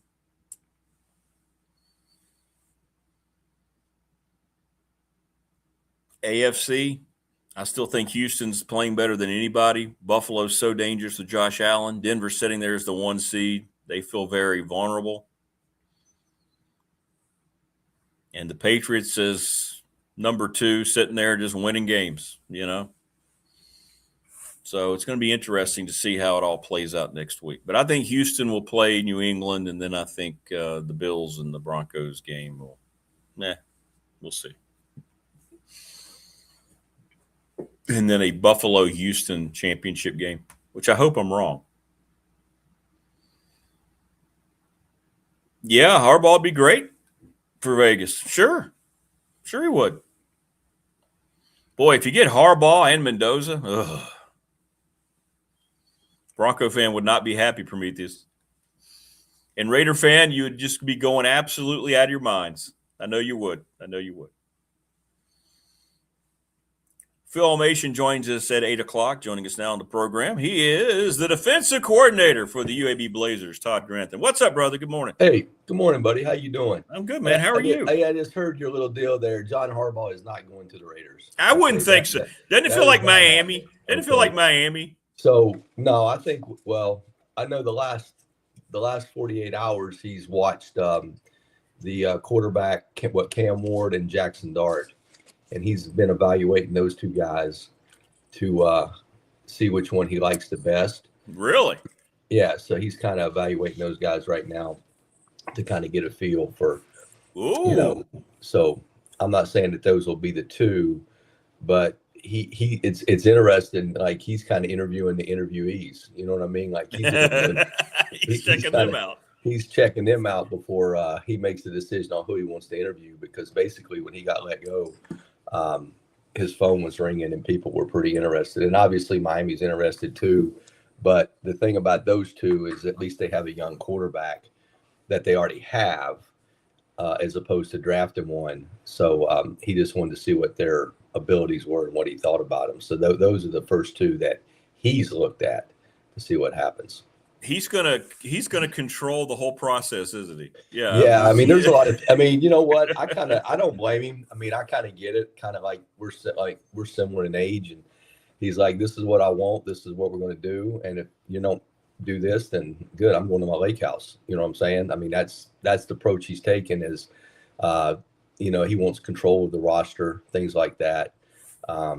So he wants a quarterback right now, obviously, because you got to have a quarterback to win in that league. So that's kind of the path he's taken, and I really don't blame him for doing it. I mean, everybody would do it if they could, you know what I'm saying? But, he's kind of earned that right based upon what he's done and everything. Do you think if they lose tonight, this Mike Tomlin's last game in Pittsburgh? I don't know. The one thing about Pittsburgh is they've been so consistent as far as with their coaching staff. I mean, if you look, I think that he's like the third coach they've had in the last 60 years or something. He's just been so consistent. I do think that if they had not won, that'd have been a change. Now that they were in the playoffs, I don't know if it's there yet. But I think it might be the way they play too. If they lay an egg or something like that, I don't think that's any different than not getting in the playoffs. So I think that the outcome could affect it, but I think a lot of it could be, the way they play and how competitive the game is and all that kind of stuff. But I just think it'd be hard pressed to find a guy as consistent as Tomlin, right now. I mean, you're basically recycling guys. And if you're not recycling guys, you're hiring, most guys hire, the offensive coordinator that it's all about developing the quarterback. Because if you look like McDaniel got hired at Miami, well, he got hired as an offensive guy to develop the quarterback. Sean McVay developed the quarterback. So most of the guys that get hired are younger guys that aren't. And really what they do is they try to give the head coaching job to a offensive coordinator type guy. And then they just hire more of a veteran guy on defense to run the defense. And then that way they can get the best quarterback developer in the league, because it's all about developing. Everybody's starving to how do you develop the quarterback? It's all about developing the quarterback in the National Football League. The rules are set up for passing. You can't really touch guys after 5 yards down the field. Any kind of contact, they're going to throw a flag. So the way the rules are set up, they want points. And to do that, you got to be able to throw the ball. Well, you got to develop a quarterback. So it really gets down to who are the best quarterback developers out there. Well, since we have a lot of Browns fans in chat, who in the world would coach the Browns? What are they going to do? I always tell guys, we went 10-6 there, and we went 10-6, and I got fired. And of course, being the Browns, like we were 10-6 and didn't make the playoffs. Like it was the first time in like 25 years that a team won 10 games and didn't make the playoffs. We got beat. We went 10-6, and then the Colts were facing the Titans, and they already had the number 1 seed, and they set Peyton, and some kid out of Wisconsin became the quarterback, and the Titans with Fisher like crushed them. So the Titans had us on the tiebreakers. So we were 10-6 and didn't go to the playoffs. And I'll be honest, I don't know how the hell we went 10-6. I always tell people that was like the U.S. winning beating the Russians in hockey. Our ability to win 10 games, that year. So anyway, the Browns, they are the Browns. One more NFL question. Our attorney, Ryan Pry, he's a lifelong Eagles fan. Do you think Sirianni is safe? I know that sounds crazy, but all these people last night were posting he might be fired. What's going on? There'll be change. I mean, I don't know what, but there'll be change. I mean, the patience there is not very, there's not a lot of patience. And the other thing is they feel, it's all about how they feel about their personnel. And, if a general manager or the owner feels we just don't have the personnel yet, well, there's some patience with it, right? But they went out and spent money on draft picks, not draft picks, but free agents. And they feel like they have, a Super Bowl type, roster. And if you don't meet that expectation, there will be change. There'll be an evaluation, but there'll be change. I don't know how high up it goes, but there'll be some changes. I mean, even if you watch them during the year, I watched them a little bit. They didn't play particularly. I think their defense played lights out, but offensively, there's something missing. I mean, it's just not in sync for whatever reason. Guys aren't playing to their ability or perceived ability, or they're not playing to the ability that Howie and the owner feel that they have. So when that happens, that's usually going to be blamed upon the coach. So there'll be some kind of change. Yeah. Well, let's get to the college game a little bit. And everything that's going on is ridiculous. You and I share texts. It's just some of the stuff we see. We just kind of, wow, what it's not going to be. So like, I kind of keep on Twitter. Let me know whenever I am done, I'm going to throw Twitter away or X or whatever you call it. Cause it's like, it's really not valuable. It's funny. Like, it is valuable in the sense that everybody posts on X what they're doing and stuff like that. That part of it's valuable. But as far as, being exact and things like that, it's not. But like, I think the funniest one was the no state income tax tweet that colleges are putting out now. I was like, really? So that ended up being, and somebody caught on to it, and like they all started doing it. It was like, oh yeah, that's right. And like they all started doing it. No state income tax here. So that was pretty amazing. But it's interesting, like just this whole portal thing, and look, and it's not going to be sustainable. It's going to, I mean, it can't. It's on a collision course, and it'll eventually happen. But the rules are set in, but it's no different than it's always been. Like the National Football League has rules, and like you don't break those rules. Like you have those rules. Right. Well, and there's an enforcement. I'm not saying the owners in the National Football League wouldn't, but for example, there's supposed to be a salary cap with this whole thing because of NIL. But there is, the rev share, there is no salary cap because the lawyers of the schools have figured out the language in the rule that allows them to move money to where it's not your pay for play or whatever you want to call it, that it can be legal to pay them over what your cap number should be. So there are no rules. It's just a matter of going to the highest bidder. And, truthfully, the coaches created that, and the NCAA created that because there's no enforcement. I mean, there's no enforcement on the rules for a guy to pay a quarterback, $5 million. And, because if you pay the quarterback $5 million, you shouldn't be able to pay the receiver, the left tackle, and, an edge rusher the same amount of money. Like, that's the whole thing with the National Football League is once you pay your money, to this marquee player, how do you build around him? Well, that doesn't really happen. I mean, like I can tell you one school that spent $800,000 on a 2-down player. Okay. And I'm like, well, first of all, we don't have that kind of money. Okay. But I'm just right. We don't have that kind of money, but I'm okay. If you have that, I get it. But his backup makes like 400. Okay. So that means that you have 1.2 million into a 2-down player. So, I mean, where's the value in that? You're just spending money. It's kind of careless, from that standpoint. So, that's where it kind of is going to eventually have to change to make it more competitive, because really right now it's going to the highest bidder. And the other thing that I see happening is like, look, everybody has agents. Like I have an agent. Okay. I get it. I have an agent representation. That's fine.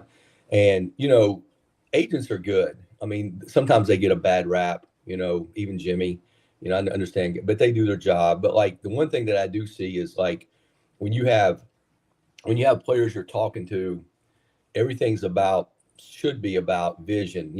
Okay, what's my playing time? What's your vision? How do you want to use me? How you're going to develop me? And then obviously it becomes down to what are you going to pay me, right? Those things come into it. So what I see happening is when the agent is NFL certified, there is a little bit more vision for the player long term, meaning, okay, and I have a couple players that are coming because of that, meaning, hey, I may take $75,000, $50,000 less because it's going to enhance my career and I create more value for myself from playing time to development for the next contract in the National Football League. So guys that are NFL certified and represent a guy, like you see that in them a little bit. Okay. Well, when the agent is not NFL certified, so that means he cannot represent this kid in the National Football League. Right. He has no interest in that because he knows as soon as this kid is done playing college and his eligibility's up, he's done. Like he can't represent the kid no more. So extra $10,000 means more to him. Extra $15,000 means more to him because, he's not a certified guy. So if I got 20 clients and I can get 10,000 more out of them, that's $200,000 more a year. Well, that's substantial to an agent like that. So I do see that aspect of it with the agents is the certified guys have a little bit more vision. Now they're still looking for the money and all that. I'm not saying that, but there is a little bit more vision development. Whereas the non-certified NFL agent, he just wants the most, like, where's the most money? You know what I mean? From that standpoint. So, I have seen that this year and, it's just part of it. And you just kind of got to know that going in. So. Well, and you went into this scenario down at UAB, and we won't talk about specific guys, but I know you're having a lot of fun. You're very pleased with the way things are coming together in the portal, and Coach Elmo is so excited to be working with you. Yeah, man. The resources are pretty limited, and it's like even when I was in pro ball, like there's so many guys. Okay, so like for example, like everybody listening can pick the first round guy. I mean that ain't hard. Right. I mean, Rick, you could pick the first round guy. Oh yeah, that guy's bigger than if you like when DeMarcus Ware was playing, oh, DeMarcus is a good player. Yeah, no shit. Like we can all pick that guy. Right. You know what I mean? Like we can all pick him. Okay. Same thing at corner. If you had Deion Sanders, yeah, no shit. That guy's a good player. I can pick him. But what I see is what happens is you have the elite player, which is going to command money. Okay. Even at our level, you're going to have the guy like that guy's like really good. Okay. Like he separates himself. Right. So then you end up in a clump of like 5 to 10 guys. It's like, damn, like, which guy is better? You know what I'm saying? And everything. And to me, it's really there about getting eyes on guys. And that's the way we used to do it in the National Football League is what we would do is when we did our board, we would start taking like 4th, 5th, 6th round guys. And then we would do a little table and like a group of 5 would go watch these guys and rank them. and we already had them ranked, but then they would go back and rank them, and then we would come back and look at it and, evaluate it. So really with Elmo, he's an excellent evaluator. He and I has worked together, before, and we've stayed in touch, and just the ability to use him as a set of eyes from a resource standpoint of what he thinks, along with the other guys on the staff. And look, there's going to be guys that I like better than a couple other guys, but at the end of the day, it ends up being a consensus of this guy has the best percentage chances to, come in and play for you, from that standpoint. So that's kind of the approach I've taken with it, is just being able to get more eyes on the guys that are down the line a little bit, because those guys can play. I mean, look, 6th-round picks make the Pro Bowl, free agents make the Pro Bowl. And what happens is everybody puts a percentage based upon height, weight, athletic ability, which percentage-wise, those things are true. But I mean, Tom Brady was a 6th-round pick. And if everybody known as how good he was going to be, they would have taken him a lot earlier. But at the end of the day, even the Patriots didn't think he was going to be that good because they took him in the 6th round. Right. You know what I'm saying? So you have to play the game, and then you get coaching, you get developed and whatever. And it's about how you play on the field. And everything you do is percentage based, and that's how you rank guys. So guys will be later on in the draft or later on in our portal that, can play. And it's just finding the right sense. And the one thing and it still goes back to, discipline, accountability, and toughness. It still goes back to those things. And just being able to, like, when the guys come in, like, how hungry are they? You know what I'm saying? How hungry are they? What's their aspirations? How motivated? What are they looking for? Those kind of things. And if you can get guys that are really motivated and have the skill set, I mean, that's a pretty good swing, because, they're going to take the coaching and things like that. Whereas if you get the guy, like, the biggest thing that I don't want to do, I don't want to get the guy that feels like he's settling. Okay. And I've had a couple guys, I've just told them to move on, because if you think you're settling here, well, then this ain't the place for you.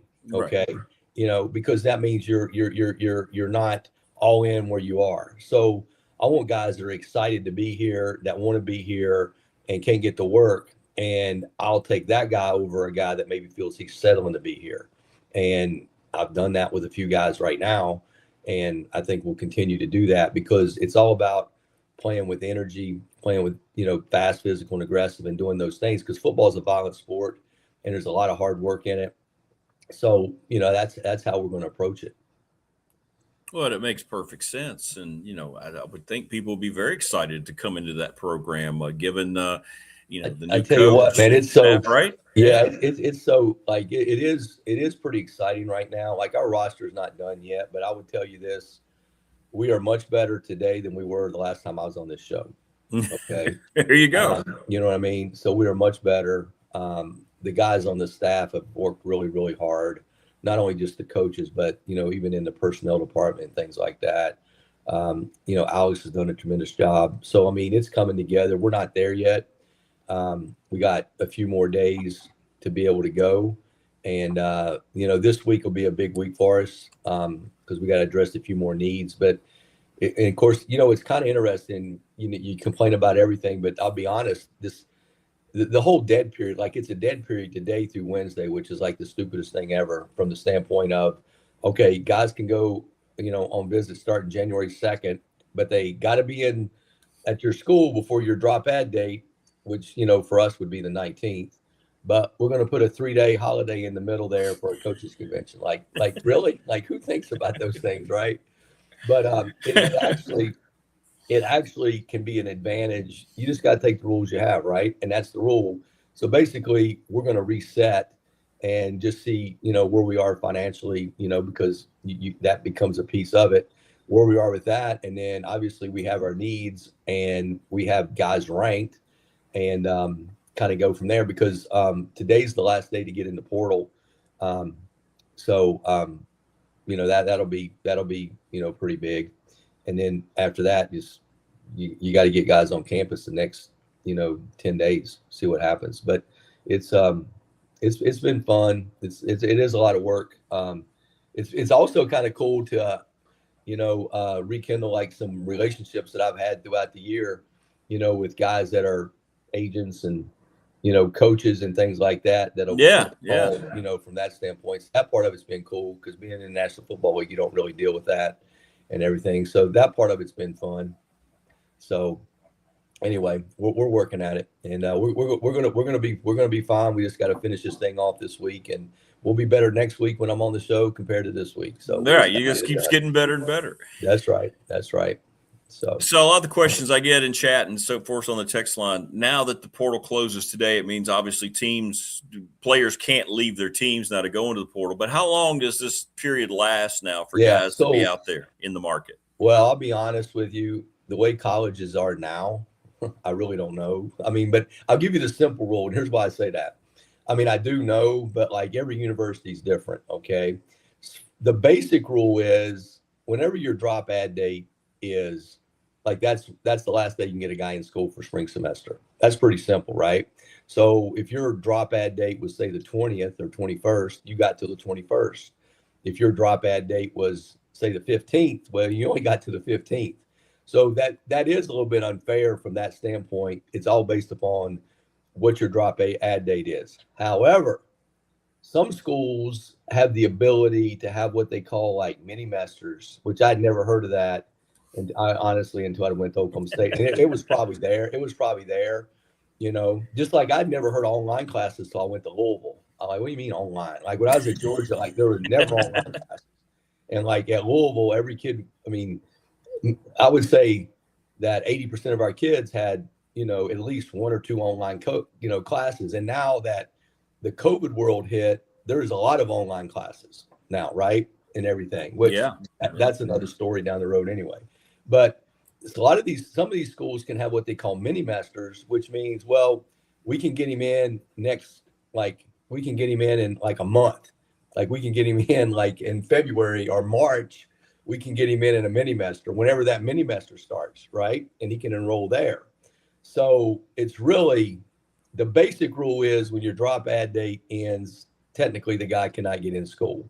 But if a school has a program that can, have a mini master program, they can get the kid in a mini master, and then that solidifies the deal, which is another unfair tool for that kind of stuff. So, but that's just another example of, really think about it. I mean, they got the national championship. We got the national championship game getting ready to start, and the portal's open, closed, coaches on staffs had jobs and all that kind of stuff. I mean, it's really unfair. I mean, it's really simple. The best way to do it is when the national championship ends, you can hire coaches. That's it. And then basically do like the draft, have the portal in the spring, do away with spring football. Just let us have time like we do in the National Football League of OTAs. So let us have that time like we do in the spring, and then give us, 7 to 10 days more in August to have your team. And truthfully, I've always felt like you should have like back in the day, we had a jamboree. So like, for example, UAB could play Alabama, something close, because all you're doing is to evaluate players, and then you can get a game atmosphere. So you have like a scrimmage and something like that, but you can make it where you're playing someone, that's just in a proximity of you, you know what I'm saying, from that standpoint, to give you an evaluation tool. So, I mean, the model has been set up by the National Football League of how to do it. So I don't know why they would just fight it and say, how do we get these rules within our system? Because right now we basically had offensive coordinator, defensive coordinators that have now become head coaches that have to worry about the portal, because if they don't get their players, they're going to get fired, and they're playing in a game last week. Right. It's just like the National Football League wouldn't do that. You know what I'm saying? So anyway, I mean, there's answers out there, but it just takes a leader to be able, you got to have a leader, you got to have leadership to do it. And there's people that know the issues. It's just listening to the people that understand that, from that standpoint. Because the other thing that's happened is the market's gotten bumped up a little bit, because like the Big 12 last year or this year has gotten NIL money. And like when I was at Oklahoma State, like I think that number is like 17.5 million. So if you figure, I mean, just it's the math. So think about it. If every Big 12 school had that kind of number, plus whatever little NIL, they didn't have big NILs there. Well, that just drives the price up for marquee players, and then that's going to affect, the Big Ten and the SEC more than most. So the numbers are up, but I don't think it really trickles down to the bottom tier players. It's really affected the quarterbacks mainly, and then your top tier, first round pick type guys. People in chat ask before we let you go, Coach. I know you got meetings this morning because all you Saban guys got to start early, and you're an hour behind. Man, we're an hour behind. I got about 35 minutes, and we're rolling, man. We're getting ready to get after the day and attack it and see what we got to do. How much sleep are you getting? They're asking. You getting a lot of sleep? Not really. I mean, I'll get about 4 to 5 hours. I mean, it's basically get up, get rolling, and you're done by about 12:30. Sometimes 1 o'clock one night, kind of depends. And then you kind of roll again. So it's like 4 to 5 hours right now, but it's all good. It's for a worthy cause, and we'll sleep. Back in the day, hell, I even think Elmo said it. You can sleep when you're dead. Yeah, he did. Yeah. You know what I'm saying? So, so we're at it. We're working, and the good thing is you feel like that we're making progress and we're improving our program. It's not where it needs to be yet, but we're moving the needle in the right direction. So we just got a lot of hard work this week. So the next time I get on here, we'll be better. And then, hopefully whenever it's over with and we sign guys and they're announced, we can obviously talk about, some of those guys and their stories. Yeah. It is pretty cool, because I do feel a sense of, maybe it's because I'm older or whatever. Like there are some kids like, dude, that kid's coming here because of you. Like, like you feel like you owe it to them to bust your ass and help develop them and teach them because, they're coming there because they want to play for you. Yeah. And when you really do feel that, it does affect me from the sense of like, you want to do a good job for them. I mean, I had one kid that wanted to come and he was really going to come. And honestly, he got offered $200,000 more to go to a bigger school. And dude, you got to take that. I mean, look, I get it. I mean, I'm not mad at you. And anyway, we had a good conversation and I get it. I mean, you can't turn that down. I mean, yeah. I mean, that's it's not life-changing money, but if I was a 22 or 23-year-old and somebody told me I was going to make $200,000 here, shit, I'd have probably done it too. So yeah, right. You know what I mean? So that's just the part of it and everything. But that's the world we live in. But I do still feel a sense of responsibility to the players just because, they are coming here to get developed and to enhance their craft because their craft's no different than a lawyer, than a builder. I mean, this is their craft to play football. So we want to develop them to enhance their value and, let them live out their vision and dream. Well, I love that story right there. You're just having that conversation. Coach, I really want to come play there, but I've got this offer. Hey, you got to take it. Look, we understand. We love you. I hope you have a great career. We understand. Yeah. That's kind of cool. It's kind of good to hear that side of it as opposed to always just being about greed, That's right.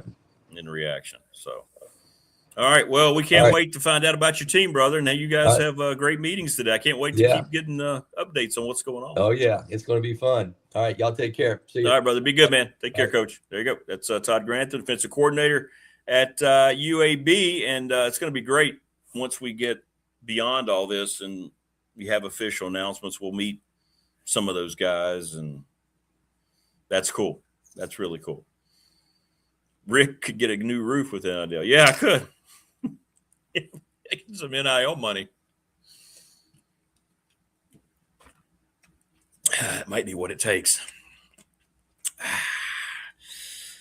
Be a long day here at the Hacienda. The work from home day because the roofer guys are coming. And you hope you don't get terrible news. Agreed, Prometheus. I think Coach Mortenson's a rising young star in coaching. I do. He's going to see how long he's at UAB. You bring in a guy like Todd who gets every aspect of this, who wants to be there for the same reason he was talking about kids who wanted to be there. He will never talk about it. But Todd had 3 offers from the NFL. He had multiple offers from Power 4 leagues. But he knows this is probably going to be his last stop, and he wanted to go somewhere where, first of all, he had a lot of respect for the young coach, which he does. It's his defense. It's his program on that side of the ball, and he wants to help elevate a program with this type of build. It's his choice. You could have gone somewhere and offered 7 figures and built a team out of high 6-figure guys, and they come in there, and sure, he could have done that, and he himself would have gotten more money. That's the other aspect of this. He took less money to go to UAB as their defensive coordinator to be part of this whole thing because that's where he wanted to be, as opposed to going to the place he's been his whole career. He's been at power schools his entire career. This is the one thing he hasn't done. So what do you do? The next best thing, right? He goes to the G5, which is the next best step before you get into the powers. That league is absolute. I mean, it is just a minefield to get through. So I really respect that aspect of it as well from his perspective. If he was going to get back into it, it was somewhere he wanted to be in a situation with a coach he liked and had a lot of respect for. You can tell how much fun he's having. You can just tell how much fun he's having. So I think that's really cool.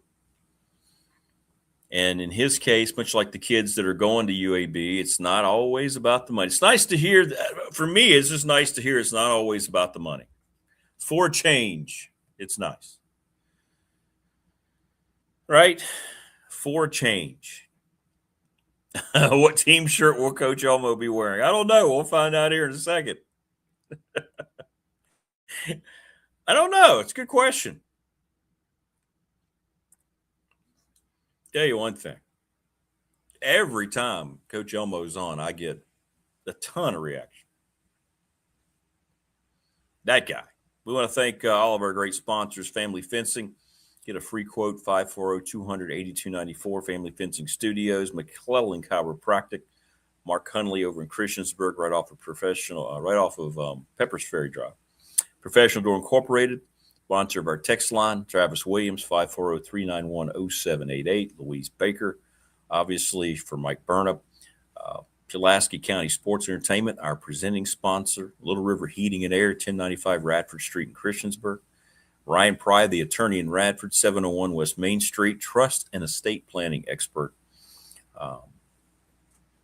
He's sponsor of our Fan Question of the Week. National Bank, member FDIC, our exclusive banking partner here on the program, my exclusive banking partner for over 3 decades. Ready Set Fund with Bob Christ, ReadySetFund.com. Thanks to Top Shelf Apparel and Brandon. Lawson's Mobile Home Supply since 1997 over at 300 North Franklin Street in Christiansburg, and the NRV Super Bowl. 25 years in business, and they've made this thing so cool. You got to get over there. If you're in the area, if you want to bowl, check out all the improvements they've made. It's crazy. It's crazy. But anyway, uplifting story there. Uplifting story there. Just to hear Todd talk about that and the excitement.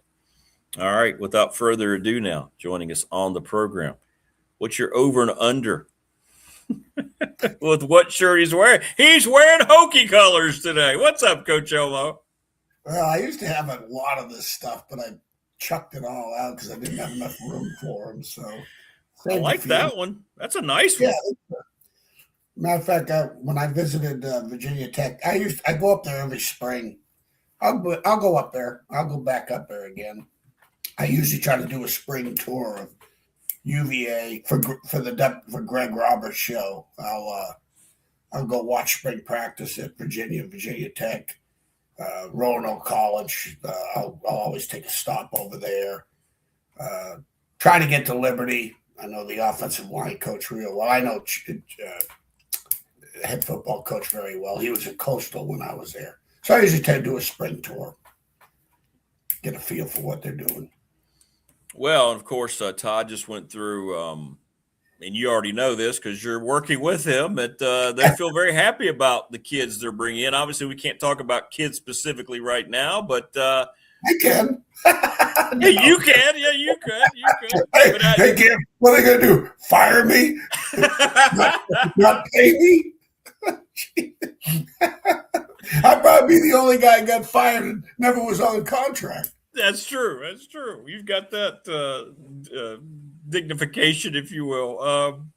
Well, let's talk about, what you guys are doing. Obviously, limited funds, and you're trying to assess players and find those diamonds in the rough, I guess, as it were. Yeah. But you, like you told us last week, Coach, you see a football player, you know a football player, right? Oh, let me tell you, that's the fun part. I was telling my wife, I shared some stories with her, but, it's fun to go out and turn what I call turnover rocks, just seeing things. My Ferrum experience with Coach Norton and coaching junior college football for 4 years, because that's what you're doing now in Division I. The turnover is so great. Sure. We'd have a bunch of freshmen that turn into sophomores that go on and get scholarships, and next thing you know, you're almost 70% of your unit, or let's say the defense or offense, 65% to 70 are incoming freshmen, and some of them you've never seen. My coach and Coach Norton, he would know just about every one of them. We would eventually end up knowing about some part of every one of them. I'll give you a great example. We're sitting outside the gym. They had summer programs where not programs, but orientation, where kids would come in, and we'd always have to be there as the coaches because the admissions would send kids over to us, particularly if they said they wanted to come out for football. So there's this one young man from Chantilly High named Tony Coates, as a matter of fact. His name was Tony Coates. He came over and he wanted to play football. Coach Norton had already had a great player named Gary, who ended up going to Oklahoma, starting in Oklahoma, and play for the Steelers from Chantilly. So we knew the coaches and we knew the kid. And he came in and, we just both looked at each other and said, I don't know if this one's going to make it. Just looking at the look test, he had a really, we didn't know what he was. He was kind of a linebacker type kid. But long and the short is, by the time he's a sophomore, he's starting for us as a 3-techniquer, down defensive lineman at about 210 pounds, 15 pounds. So he a smart kid, great kid, have everything you want. Everything you want. You want to coach this kid. He was so much fun to coach. Well, Al Groh was the head coach at Wake Forest at the time, and Marshall was recruiting him, and I think Marshall did offer him. And we had about 3 or 4 players that signed at Wake from Ferrum Junior College. As a matter of fact, Lynn Connor was one of them, which I don't think you know that name. He's from your neck of the woods, and he was one of them. And Tony was a great student, A student. So I had a great relation with Al. And so I got in the car. I took the old 16 millimeter film. I got in the car and drove down to Wake Forest. And Coach was always great to me. If he ever knew I was on the campus, he'd give me all the time in the world. And that was twofold. He knew he had good players too. So I walked in there, and he was still in the office. It was about 6:30 at night. And he came on. I said, Coach, I just want you to do me a big favor. I'd appreciate if you do this. I want you to look at this kid. Whether you like him or not, or take him or not, I'd be really interested to see what your eval is. Because, Al he had great. You talk about an evaluator of talent. He was excellent. And so he came out of the meeting. He came right out after about 20 minutes. He goes, we're going to offer him. I said, you're kidding. He goes, no, we're going to offer him. I want to take this kid because he was fun to watch. I ended up starting for Wake Forest for 2 years, was their captain the senior year. So things of that nature, when you see those kids develop and how they develop, the junior college experience of watching players that got nothing came out of, and Coach Norton, he was big on academic. His big pride was when people like myself or Phil Mosser go to William & Mary, or or people would go to Virginia, or Donnie Shannon going to Duke, and we had Ricky Cruz and Billy Corn go to VMI, two Franklin County guys. played at Franklin County High School. So it was fun to see those kids develop when they had nothing. They came with nothing, and all of a sudden, they're not only are they scholarship players, they're elected captain. One great story. My high school, I played with a high school player named Rock Perdoni. Oh, what a great name. Renzo Guido Perdoni. Okay, and his daddy, they came right off the boat now. We had a bunch of Italians in my hometown. I love that. The American Italo Club was overflowing, trust me. So this was one of Coach Norton's absolute favorites. He came down to Ferrum, and how we all got there, I told you that the custodian is how we all got there. The janitor from my high school is how we all got down to Ferrum. Another story. But he goes to Ferrum, goes down there in 67, starts as a freshman. Well, his sophomore year, he's junior college All-American. He's 5'11", 215 pounds. Now, at Ferrum, you're not going to gain a lot of weight because you're practicing your tail off. You have one meal at the cafeteria. You couldn't go back for seconds. And we work like dogs. I mean, it was like, so he ends up, he was going to go to Marshall with all his buddies. Then eventually would have the plane crash. All those fairs that were on the plane. And Tommy Brown, a kid from Hermitage, talked him in and said, "No, Rock, go to Georgia Tech. When you're on that, you're playing Notre Dame and Southern Cal, and then you can be, you represent us on that level." And so he went to Georgia Tech, played for old Bud Carson was the head coach. Here's the beautiful thing about it. And this usually how Ferrum players impacted other programs, even when I was coaching there, let alone playing there. Rock went down there. It was a quarter system. He goes through spring practice. He gets in March, goes through spring practice in 20 days. After 20 days, they elected him captain. He kicked everybody's ass. 3 weeks, he's captain. 3 weeks. 3 weeks. Captain is a junior. Wow. He's a consensus All-American, was second behind Jim Stillwagon, the Lombardi Award. He had a great career. He's a legend at Georgia Tech. He's literally a legend at Georgia Tech. People still, they always talk about him. But it was, I think my Ferrum experience was allowed me to just seek the development. So what Todd is doing with me is he's giving me the mid-round draft choices. And this is where my strength is, because I think not necessarily because they're young coaches. It's just a matter of the experience that you have. We grew up without tape. We grew up without film. We had to know what we were looking for on that field. Sure. That translated to the game and the production. So I was very fortunate that I was able to have this experience with 4 years of coaching junior college and playing it myself. Seeing a Jim Grobe, a 5'10 and a half linebacker, go to Virginia, and he's elected captain, starting at UVA. So that's what I'm doing for him, and it's been fun. You're looking for the upsides. You're looking, okay, people could, I always tell coaches, don't tell me what he can't do. Tell me what he can do. What is his strength?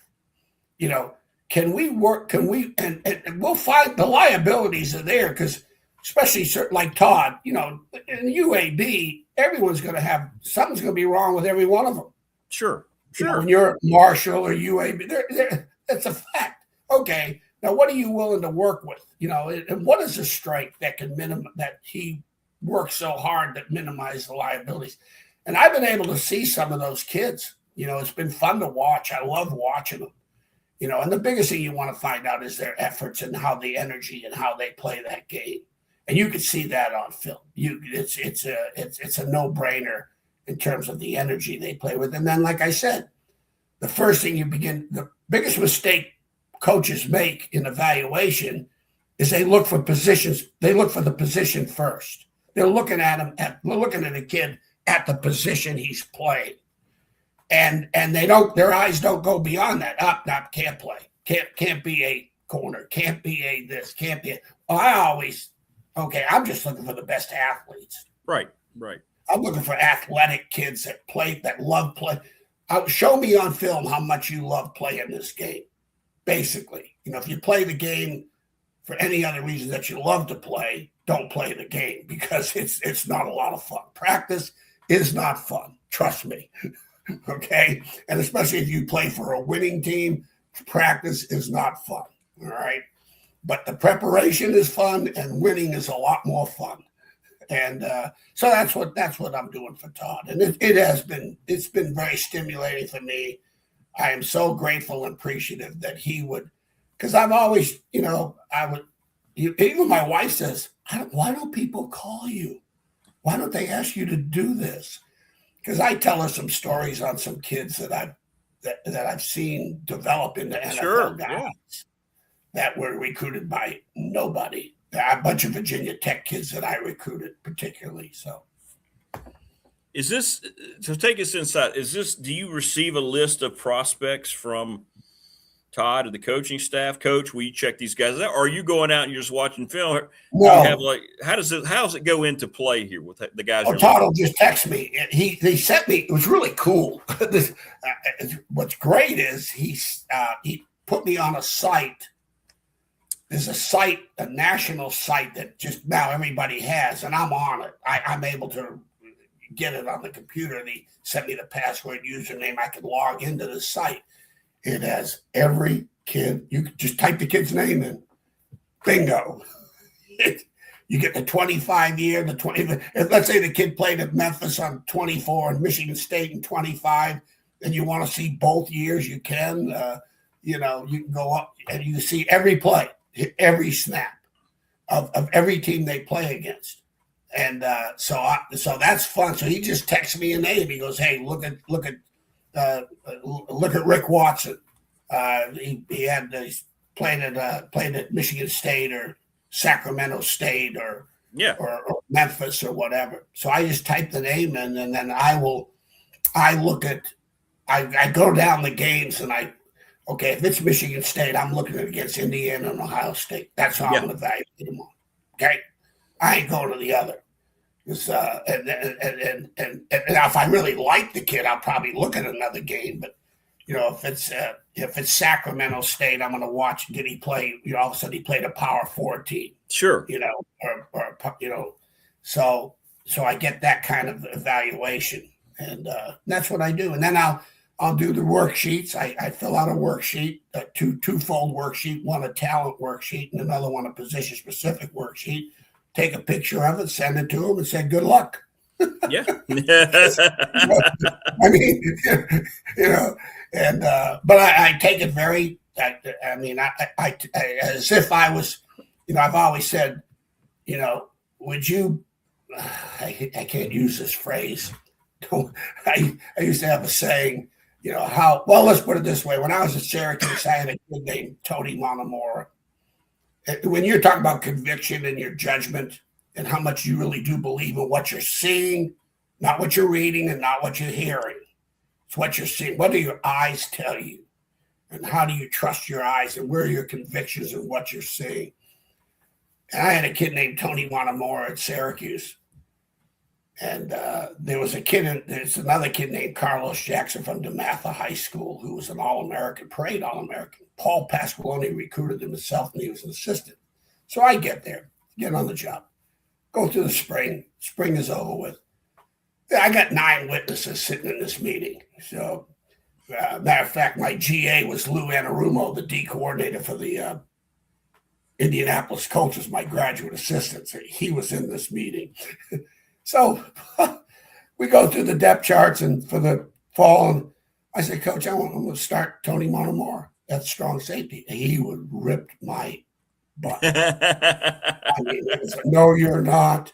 You're starting Carlos Jackson, this and that, and whatever." I said, "Coach, can we talk after the meeting?" I said, "You're the head football coach. That's what you see, fine." But so I went into his office and I said, "Coach, if I play, I said, if I play Tony Monomora, we're going to win 9-10 games with this kid. I'll win 9-10 games with this kid. He's a winner. I don't know about the other 10 guys, but this guy, we can win 9-10 games with this guy. I said, if I start, I said, and you can put it in my contract. If we don't, you can fire me. And put it in my contract. Because if I play the other guy, you're going to fire me anyway. And I may have repeated this. I'm probably repeating myself. But the bottom line is, you know, do you have enough conviction that you can put, you know, your reputation, your coaching on the line, your job on the line, that you believe in a kid that much and what you're seeing? And that's how I try to put it myself. I always try to look at it and what I'm seeing and put myself in that position. If I'm like, for now, with Todd, if I am the DB coach, can we get this kid? Can I get him more money? Can I get him to first round money? Can I get him where we can win 8 games with this guy? That's my goal. I've always had a 8-9 win. After the season, we can win 8 to 9 games with this kid. We will win it because he'll be that productive for us. So that's what I do.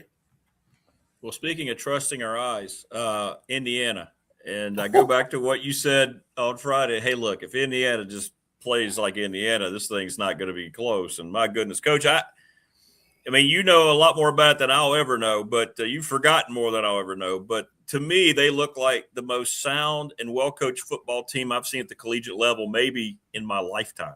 Well, they are. I don't know if like I said, I'm trying to think of all the great teams. I had the misfortune to coach against some of the great Miami teams and Southern Cal and you know, but I'm telling you, I've never seen as complete a team as this one. They're hitting on all every game that I've ever coached in, I can remember just about every one of them, an interception for a touchdown or a blocked punt that puts you in, you know, backed up. Those two things, it's almost a guaranteed win. You're going to win the game because those are demoralizing. They are demoralizing when they happen. We're playing Purdue, Drew Brees, and it's 17-17, about 4 minutes into the third quarter. My corner, Jamar Fletcher, picked one off, went 56 yards, and scored. Game over.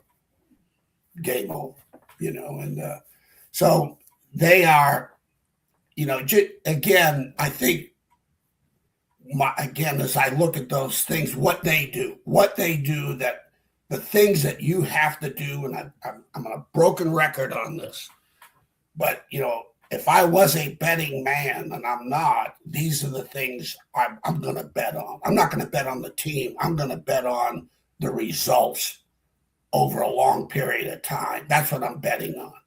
So if I'm betting on Indiana, I'm betting on the fact that, you know, okay, not the fact that they scored 56 on Oregon, but they had 40 rushing attempts. Right. They ran the ball 40 times, okay, out of about 60 plays. They had 60 play snaps on offense and ran it 40 times. That's an ass kicking. Okay? And after a while, the score becomes irrelevant because it's a game of a test of wills. And then the turnovers, 2 fumbles, 1 for a TD and a block punt and an interception for a TD. Game over. It's done. This is a turnover machine, and that's what they had done for 14 games. You know, for 14 games, this is a team that had 26 turnovers in 14 games. So they're continuing doing this, you know, and they averaged 41 rushing attempts in 14 games. Right. So, you know, the third downs they're ridiculous. At one point in time, you know, you look at they're 56% on offense on third downs. Well, they were 78% offensive efficiency on third downs. This is talking about continuing drives and scoring points. So all the things that they do, and here's the thing about Miami game. This is going to be a great game. They mirror Indiana. The only difference is Mendoza is a little more, he's way more consistent than Beck. Way more consistent. But as far as the lines of scrimmages are concerned, they could flop them. They could switch them, and nobody would know the difference. Other than, okay, the name on the back of the jersey. Because, for example, defensively, Indiana, like I said, giving up 10 points a game for 14 games. Well, Miami's giving up 13. It's a wash. Who are you going to bet on? I don't know. Yeah. All right. They're 41 rushing attempts. Miami's got 35 rushing attempts per game. They had, and the disruptive plays, this is crazy. Again, Indiana's 1 out of every 5 plays for 14 games. They play behind the line of scrimmage. Well, they did the same thing against Oregon. They had 1 out of 5 were negative plays. Well, Miami's the same thing. They're 1 out of 6 negative plays. Their D-line, they're playing behind the line of scrimmage on their opponents. They didn't do that against Ole Miss. That was the thing. That game was so close because Ole Miss started negating their strengths. Okay? And so it was kind of interesting. But right now, statistically, on things that affect the outcome of a game, these two teams are I would never bet this game. I wouldn't put whoever you pick, you're going to lose. You got right. You're going with who you hope to win, not who you know will win. Now, up until this game, I felt Indiana and Miami in the last 2 games that they played that because of what the statistics told me that they were going to win. If I was betting, I'm betting this game. I wouldn't touch this game. Other than Mendoza. Mendoza would only be the reason why I'm sitting there. I'm taking Indiana. He's the X factor. Yeah. That's the X factor. And that doesn't mean he can't have a bad game because of the effect of Miami. I remember when Alabama played Miami when they had Gino Torretta. I remember talking to the D coordinator of Florida State, Mickey Andrews, because we're at Syracuse. We're playing them the last game. And I talked to Mickey Andrews. I said, Coach, what's going? He goes, Phil, this is the toughest. Torretta was the toughest quarterback he'd ever coached against. Toughest. But I've always believed they all have a break point. They're going to flinch. You watch that Alabama championship game when they played, they made him flinch. He wanted no more part of it. So could Miami do that? Maybe not. Who knows? That's why they play the game. This will be, as we talked before, Rick, this is the best matchup in years because of both lines of scrimmages. There's no weakness. Well, let's give it the Coach Elmo test. Best on best. If they both play their best, who wins? Lead pipe theory, baby. They go whack each other 10 times over the head. That's how you got to look at it. Miami's got a pipe in their hand. It's like they could send out Mendoza and Beck and give them both lead pipes and start whacking and see who's left. That's what it's going to come down to. Who's flinching? Coach Alvarez, Coach Holtz had a big thing, and Barry took it to a whole nother level. His whole mantra was don't flinch. Don't flinch. And Oregon flinched. As soon as that pick 6 went in, of course, they took the ball down, but then all of a sudden you got the block punt. You got so much going on. They flinched.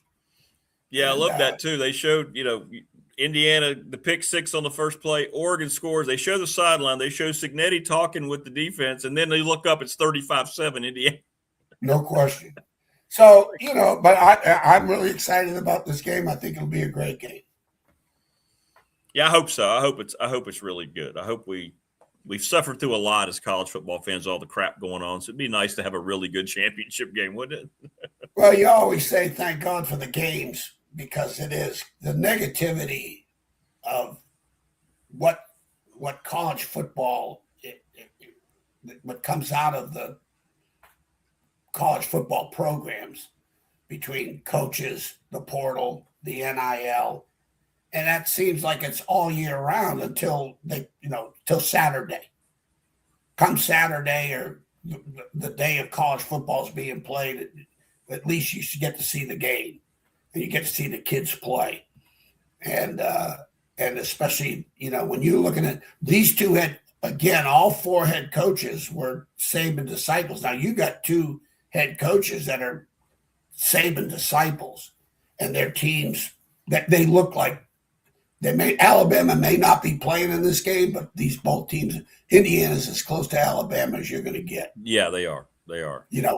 And now can they go win 6 national championships, or can Miami go back to doing that? Who knows? But right now, as far as the offense and defensive lines, you're looking at Alabama. You're looking at what Coach Saban.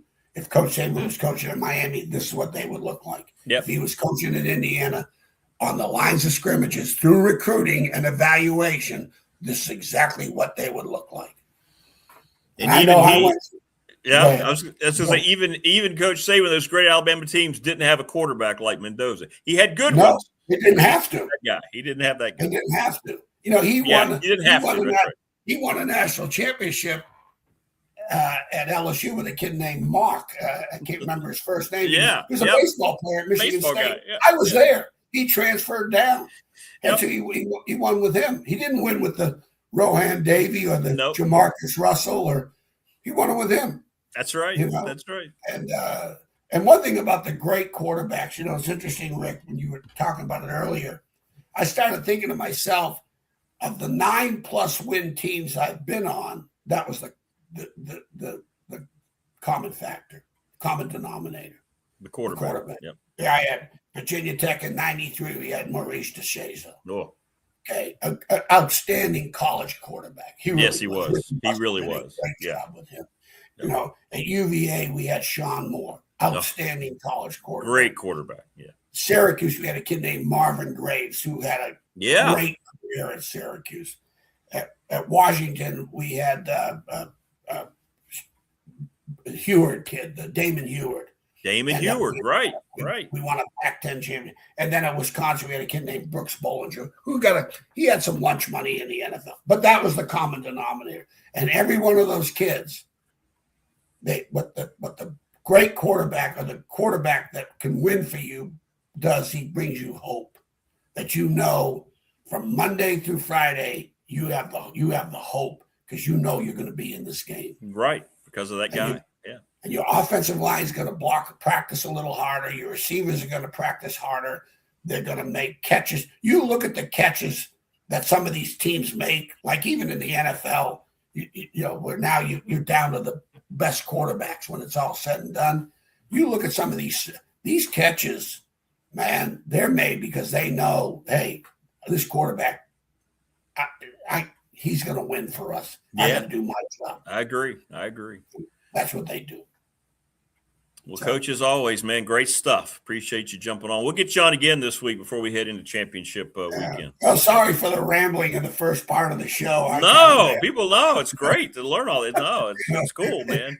Cool. I get to tell my stories because nobody thinks you're rambling. Everybody loves it, man. It's great. My old golden retriever passed away, so I got nobody to talk to. Exactly. It's us. We're your golden retriever. She's a basketball girl, but she's starting to like football. She's starting to enjoy football a little bit. So okay, well, good. I'm glad. Did you get that video I sent you about Lou Anarumo? I did. That? Yeah, that was great. Yes, I did. Yeah, he's up for some head coaching jobs. I hope he was my GA at Syracuse.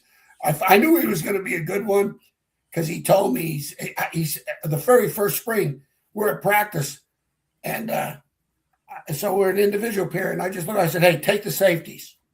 Take them. Because what do I do with them? I go, coach them. Yeah. So I look over, and he's coaching the crap out of them. I said, I know I got a good one. Just coach them. You'll be fine. Just coach them. Bring them back coached. That's right. All right, buddy. Have a good one. Brother. Thanks, Coach. Appreciate you, man. Have a great week. We'll talk here soon. Thank you, Rick. Bye. Be good. There you go. Coach Elma, in between evaluations, he jumps on our show. How great is that? Rodriguez Hash. Yeah, well, Coach Elma, if we put that out there, he'll do that. Absolutely. Once all the classes are announced, text class, I guarantee you he'd be glad to break down text class. Yeah, I'll ask him about that. Yep. All right, everybody, thanks a lot. Appreciate it. It did help to do the show today. I now have to turn my attention to my hacienda here. These folks will be arriving soon with the roof damage. Thanks to, man, what a great show. Doesn't have anything to do with me, but thanks to David Smith, Todd Grantham, and Coach Elma.